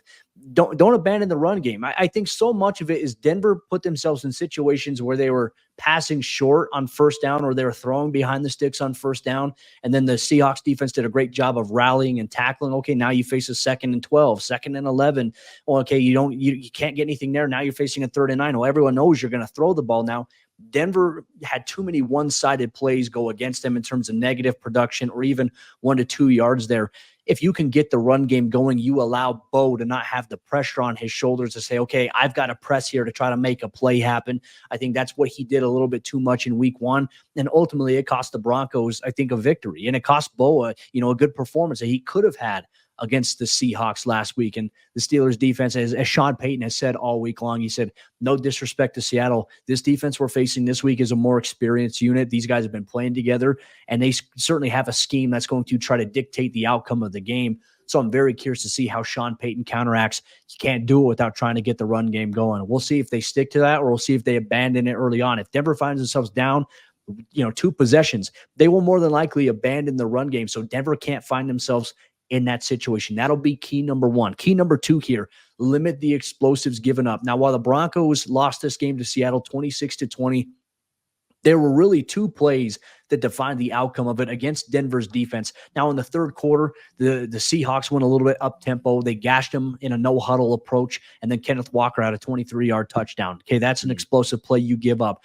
There's that. Geno Smith earlier in the game had a 34-yard touchdown run because Denver sent an all-out pressure. It was beautifully sent, beautifully timed, but then there was one guy just off by half a yard. Geno Smith took it, and he ran for 34 yards. Justin Fields is a lot faster than Geno Smith, so you can't have those type of breakdowns where Fields can step up in between, in the pocket when it kind of creates a little bit of an opening. He can get to the second level and take it. We've seen Fields rush for over 100 yards from a quarterback standpoint in Chicago. You don't think he can't do it with the Pittsburgh Steelers. That will be a challenge. And also just accounting for the tailbacks, another explosive. Zach Charbonnet wide open on a running back wheel route. Seemed like a miscommunication defensively, but limit the explosives here by the Steelers offense, who do have some explosive players, albeit that they are young, but they still have the capability of breaking off a big play, and that could suck the wind out of your sails early on. That is key number 2. The 3rd and final key here, Bo Nix. He has to play better, and the offense needs to be ahead of the sticks in a lot of the situations. You couldn't ask for a tougher test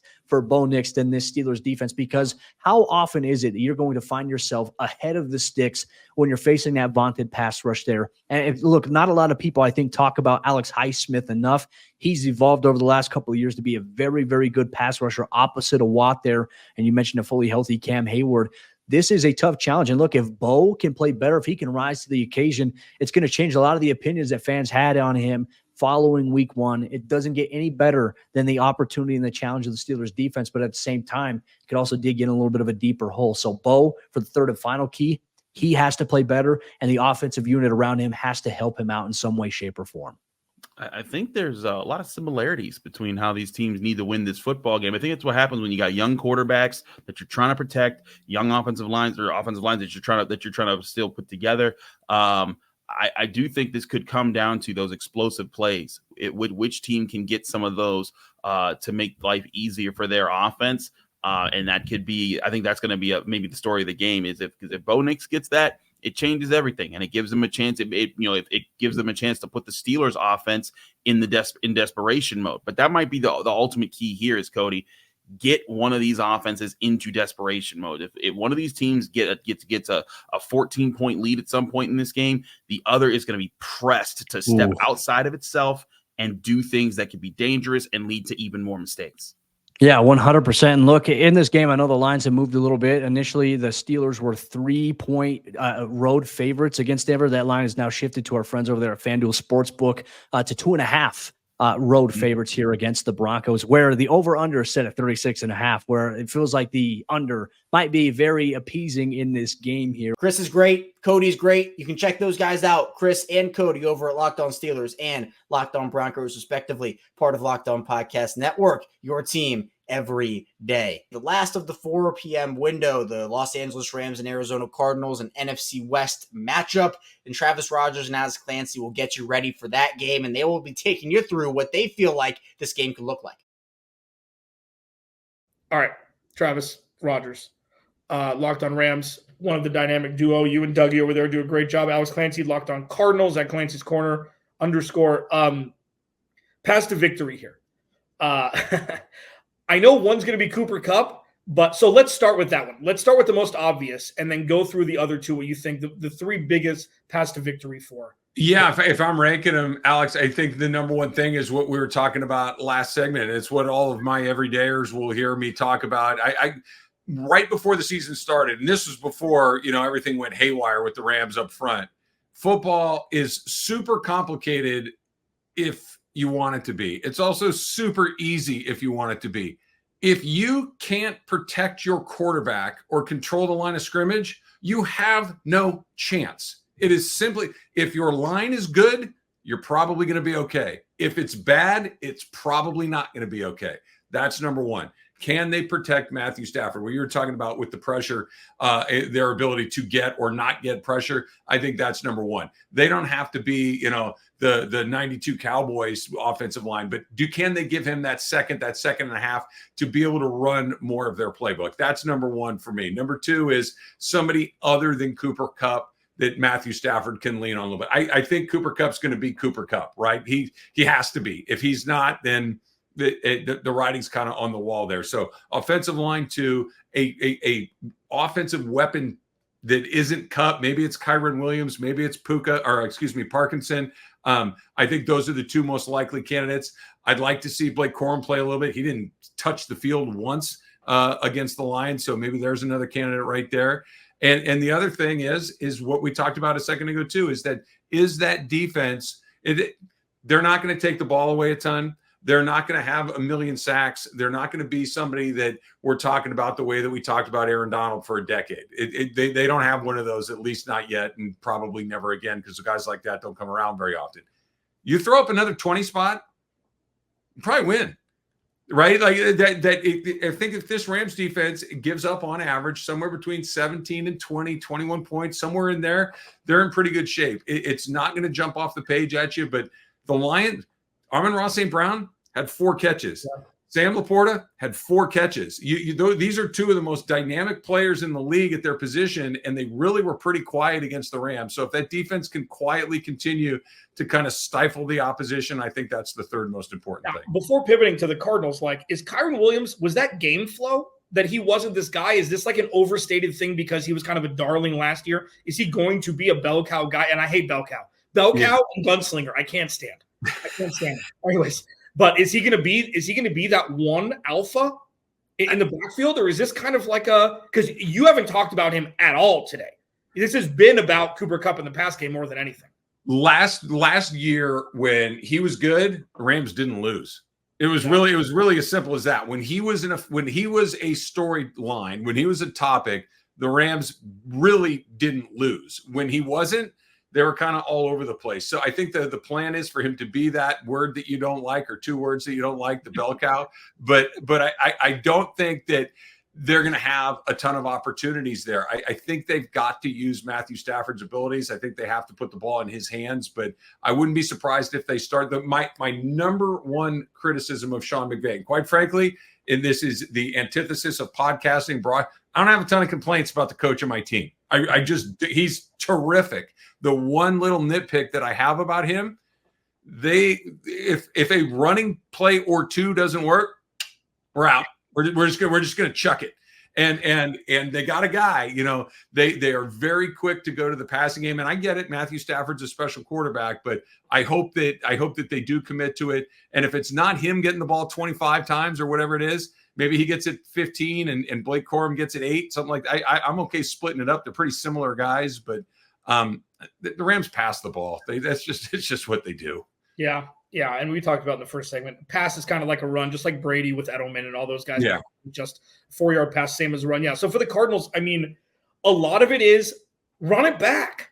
The first 35 minutes of last week was exactly what you wanted, aside from a late touchdown by the Bills in the first half that was sparked by multiple penalties by the Cardinals that were somewhat phantom.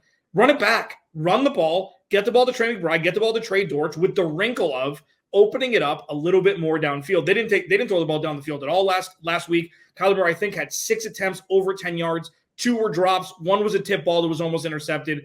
Like, they need to kind of unlock it a little bit. Now, with Drew Petzing's offense, and this is something that I've preached the entirety of the offseason due to the lack of talent on defense, the best defense the Cardinals have is their run game. So it's hard for them. It's hard for me to understand why they would go away from running the ball on first, running the ball on second, throwing on third if need be to be able to milk clock, keep Matthew Stafford on the sideline, and give themselves the best chance to win. But for me, it's do the same thing as last week, just unlock it a little bit, and definitely get Marvin Harrison Jr. involved, number one. Number two, Kyler Murray needs to be more Kyler Murray-ish. He needs to be outside the pocket more. He had a good pocket presence, even though people didn't think last week. He took a couple sacks. He needs to get out of the pocket and just it's the Tony Romo spin. Just get the hell out of the pocket. Things that make other teams quiver. One of those is that from Kyler. And one of the things that with Murray specifically you're talking about, the reason that Murray as a Rams person was never super scary to me is because we had Aaron Donald. Yeah, Aaron Donald, it's crazy to sound, he's as fast as Kyler Murray. He could catch him, right? So it's like, okay, go run around. 99 is going to catch you and break you in half. Go knock yourself out. I don't care. He's gone. Yeah, and now so the quarterback that can run around like that, I think, is a very different animal than it's been previously because Aaron Donald is not there. Yeah, and what we saw for week one was Kyler Murray was doing it circumstantially. I think he had one design run for him, but the rest is he looked very smart with the ball. He looked like the old Kyler Murray, and that is something that he needs to be more special. I said that he needs to be an elite game manager with special in him. There wasn't a whole lot of special. They needed more of that, and I think that's number two. And then number three, which could have been number one, but the Cardinals offense is going to win or lose this season for the Cardinals anyways, is if the Cardinals don't get to Matthew Stafford with this offensive line that's in front of them, there are going to be very uncomfortable conversations after week two, because if they don't, that would most likely result in a loss for the Cardinals. And that's something that here's the thing. I'm not going to we're not going to do predictions, but it's like, you think the Rams are going to win? I'm assuming I think the Cardinals are going to win. This is one of those 50-50 ball games, a loose ball on a basketball court. Who gets this ball has a much better chance of positioning themselves to be quote unquote in the hunt in week 14 than that who doesn't. 0-2 right now is a very, very scary place to be with the construct of these two rosters. Well, I think you said, do you guys have Detroit week 3? Yep. Yeah, we had San Francisco week 3.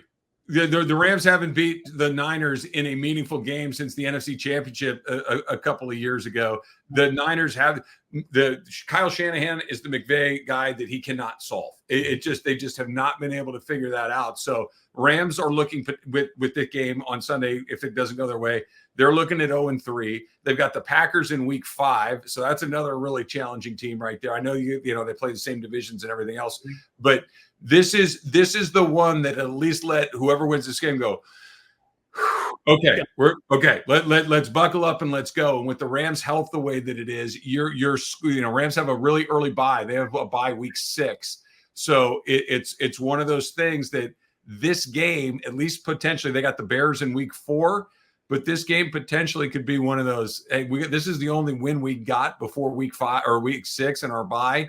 You don't want to go into that week 6 0-5. 1-4 would be real bad, but it's a lot better than 0-5. For more on Travis, more on Alex, check them out over at Locked On Rams and Locked On Cardinals, respectively. Part of our network, of course, the Locked On Podcast Network, your team every day.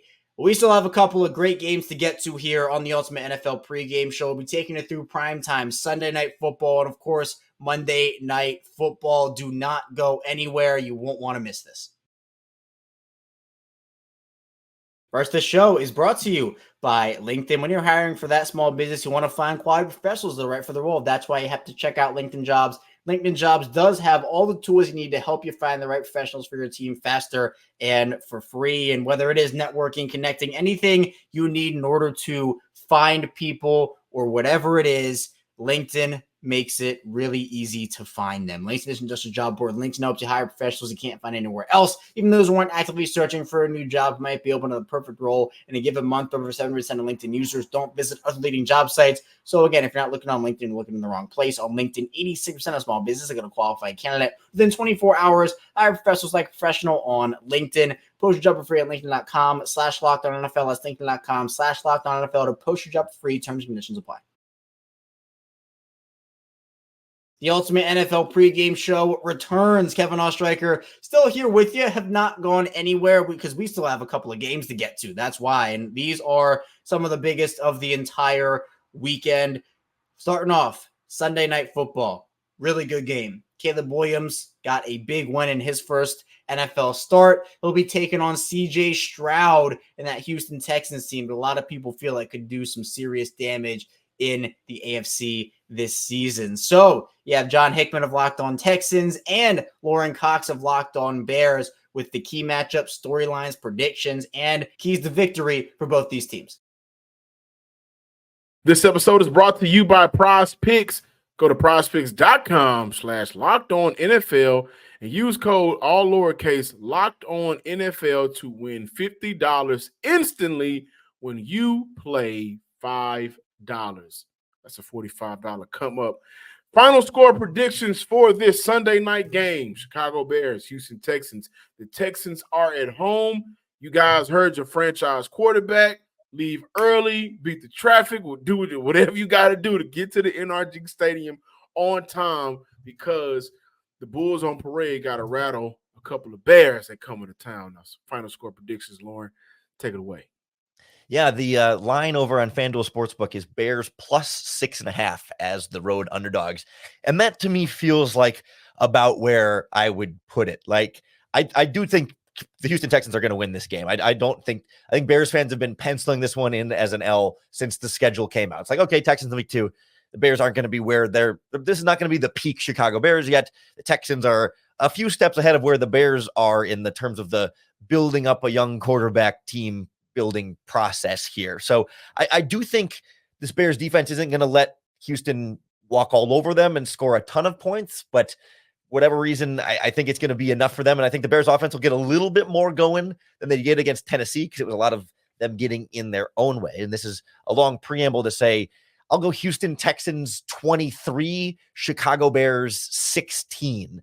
Few more field goals than either team would like, or maybe there's a missed extra point or a 2-point conversion attempt that fails in there. So we end up getting kind of a funky score, and the Bears end up keeping it a one-score game there, but maybe the final score looks a little closer than a lot of the game does. The Bears get a touchdown late to bring it within 7, but ends up being a little bit too little, too late, and makes the final score, a little bit more respectable than where parts of the game are earlier on.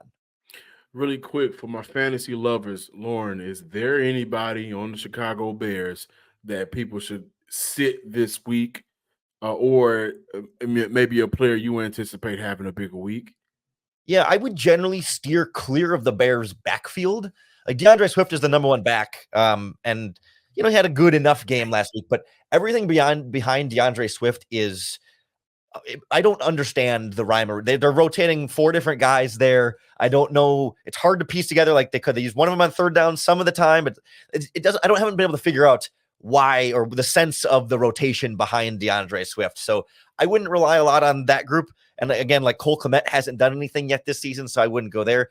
If Keenan Allen is if he's healthy, if he stays off the injury report the rest of the week here, he's the guy to focus on. He had multiple red zone targets, including a touchdown that hit him in the hands and he dropped it. Like Keenan Allen's going to get his.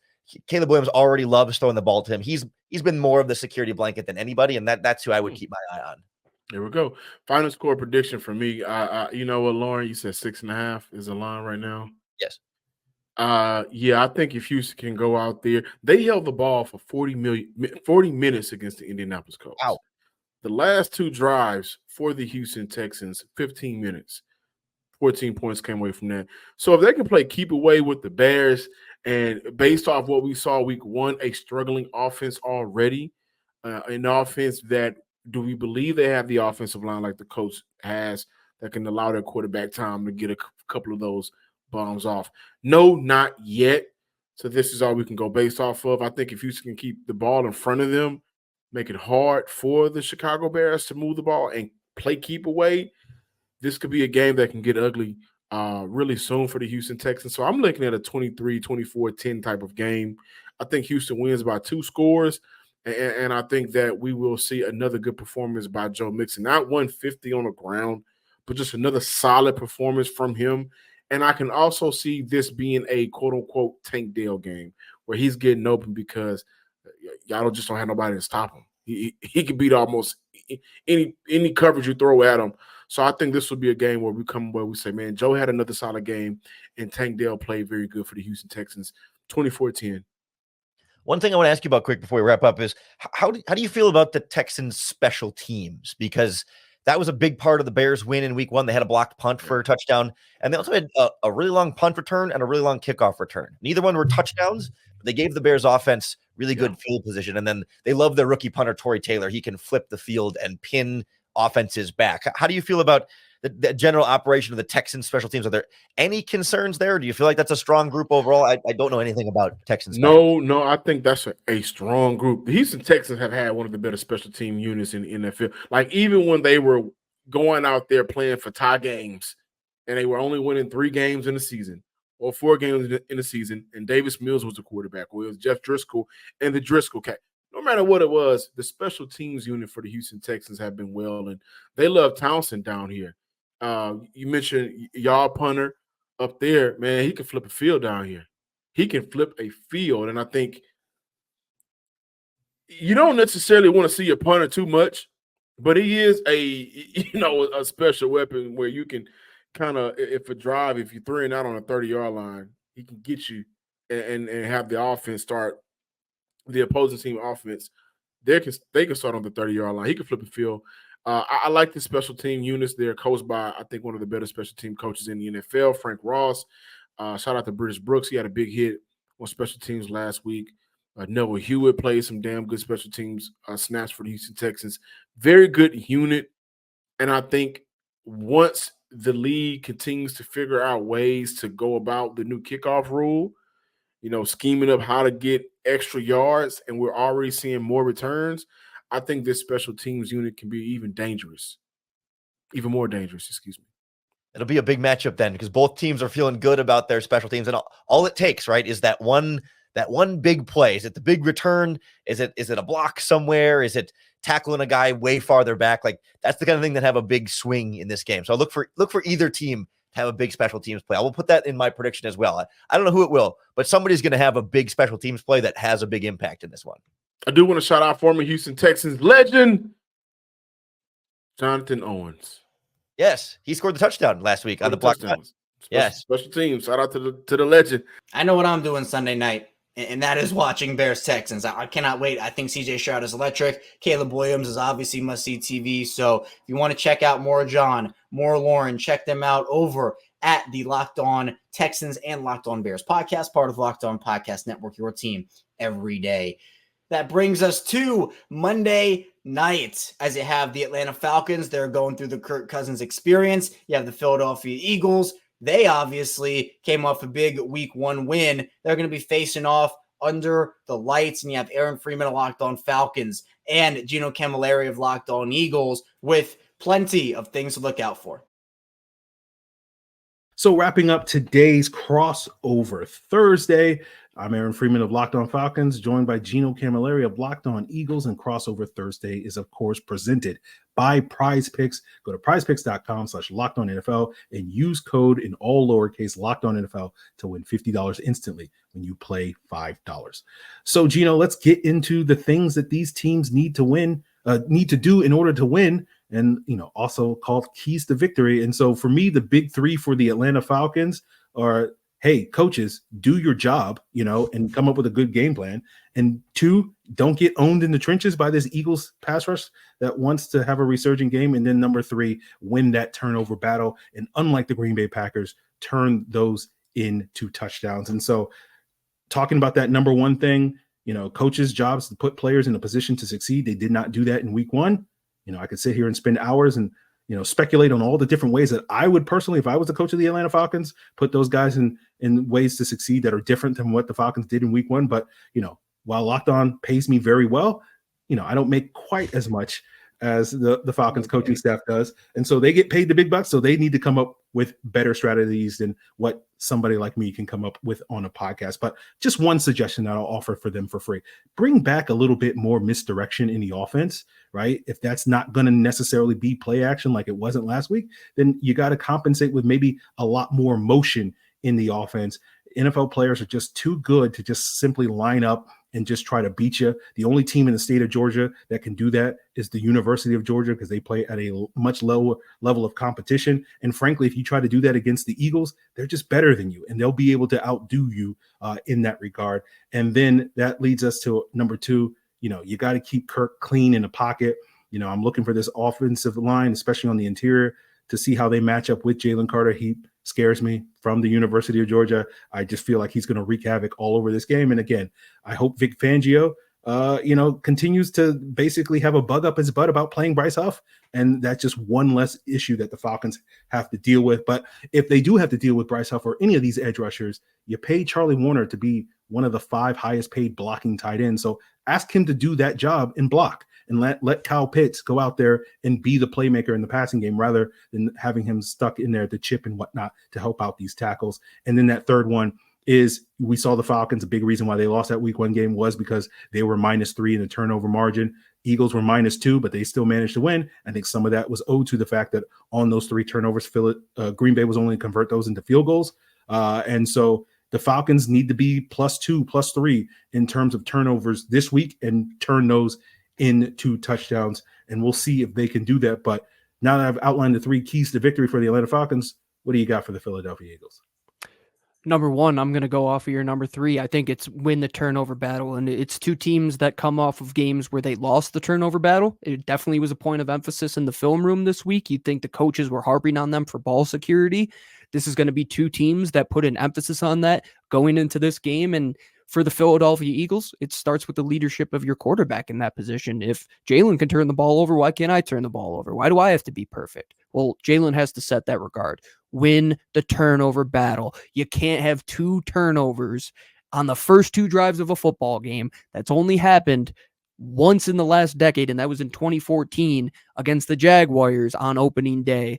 So let that sit in the past and let that be another decade before it happens. Number 2, and the most important thing for number 2, Nick Sirianni, get your team dialed in from the get-go. You're a CEO head coach. You're not calling plays. You're not the defensive coordinator. The reason you came out sloppy was because of the preparation Monday through Saturday. You were not ready to come out there and win that football game in that first half. And it starts with the head coach.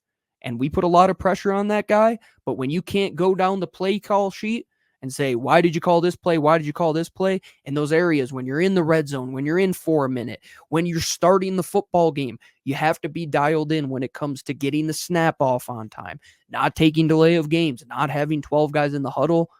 Nick Sirianni, get things going. And number 3, attack primetime Kirk Cousins like you've attacked primetime Kirk Cousins. There's a formula to it, and I was talking to Lou on our show yesterday that Kirk he'll be able to keep it close, but then when 1 or 2 things goes awry and you get into that second half when he starts to chase points, much like Jalen Hurts has his Hulk moments, that's when all things go awry for Kirk Cousins and the chaos meter can really start to unfold. I think the Eagles have to make it difficult for him. If he gets the ball out quickly, they have the guys on the island now that can play more press in Quinyon Mitchell and Darius Slay. But it starts with affecting Kirk Cousins up front. Number 1, win the turnover battle. Number 2, Nick Sirianni. You got to have this team dialed in. And number 3, attack primetime Kirk Cousins all night long. And I want to throw an asterisk in there because this is almost like an S tier. If you're in that off or defensive game planning room right now and you're Vic Fangio and you're not looking at Bijan Robinson and pointing and circling this guy and saying, hey, do not let him ruin the game for us, there's something going wrong, because he is the one guy that if you look at, he could change the game in the blink of an eye. And Josh Jacobs in that second half for Green Bay, he started to get going. So if you let a player like that, who the more he gets punched in the mouth, the more he wants to come back and run the football with a little bit more intensity in the pass game, in the run game, you have to take away Bijan Robinson. Yeah, it's going to be a great matchup between Bijan and Saquon. All eyes are going to be glued on probably the 2 most dynamic, explosive runners in the NFL. And we'll see sort of who shines. Probably both of them will shine at various points. But I do love the potential given the historic weaknesses of the Eagles at that linebacker position. Let's do what so many other teams have done successfully and exploit that and get some one-on-ones with Bijan in the open field. That's a good way to round out this week. I think that, Falcons, Eagles, you got two bird teams facing off, two offenses that can be electric, and the NFL, this was a good game to put in prime time on Monday night. So for more, of course, on Aaron, more on Gino, check them out over at Locked On Falcons and Locked On Eagles, part of Locked On Podcast Network, your team every day. This has been the Ultimate NFL Pregame Show. Again, we take you through all of the NFL action through the eyes of our local experts. Predictions, you got keys to victory, you got storylines, and everything else you need to know leading up to Sunday. So thank you for tuning into the show, and be sure to check us out. We'll be back here every week with more breakdowns, getting you ready for Sunday's action. This has been the Ultimate NFL Pregame Show. I'm Kevin Ostreicher. Enjoy your Sunday of football.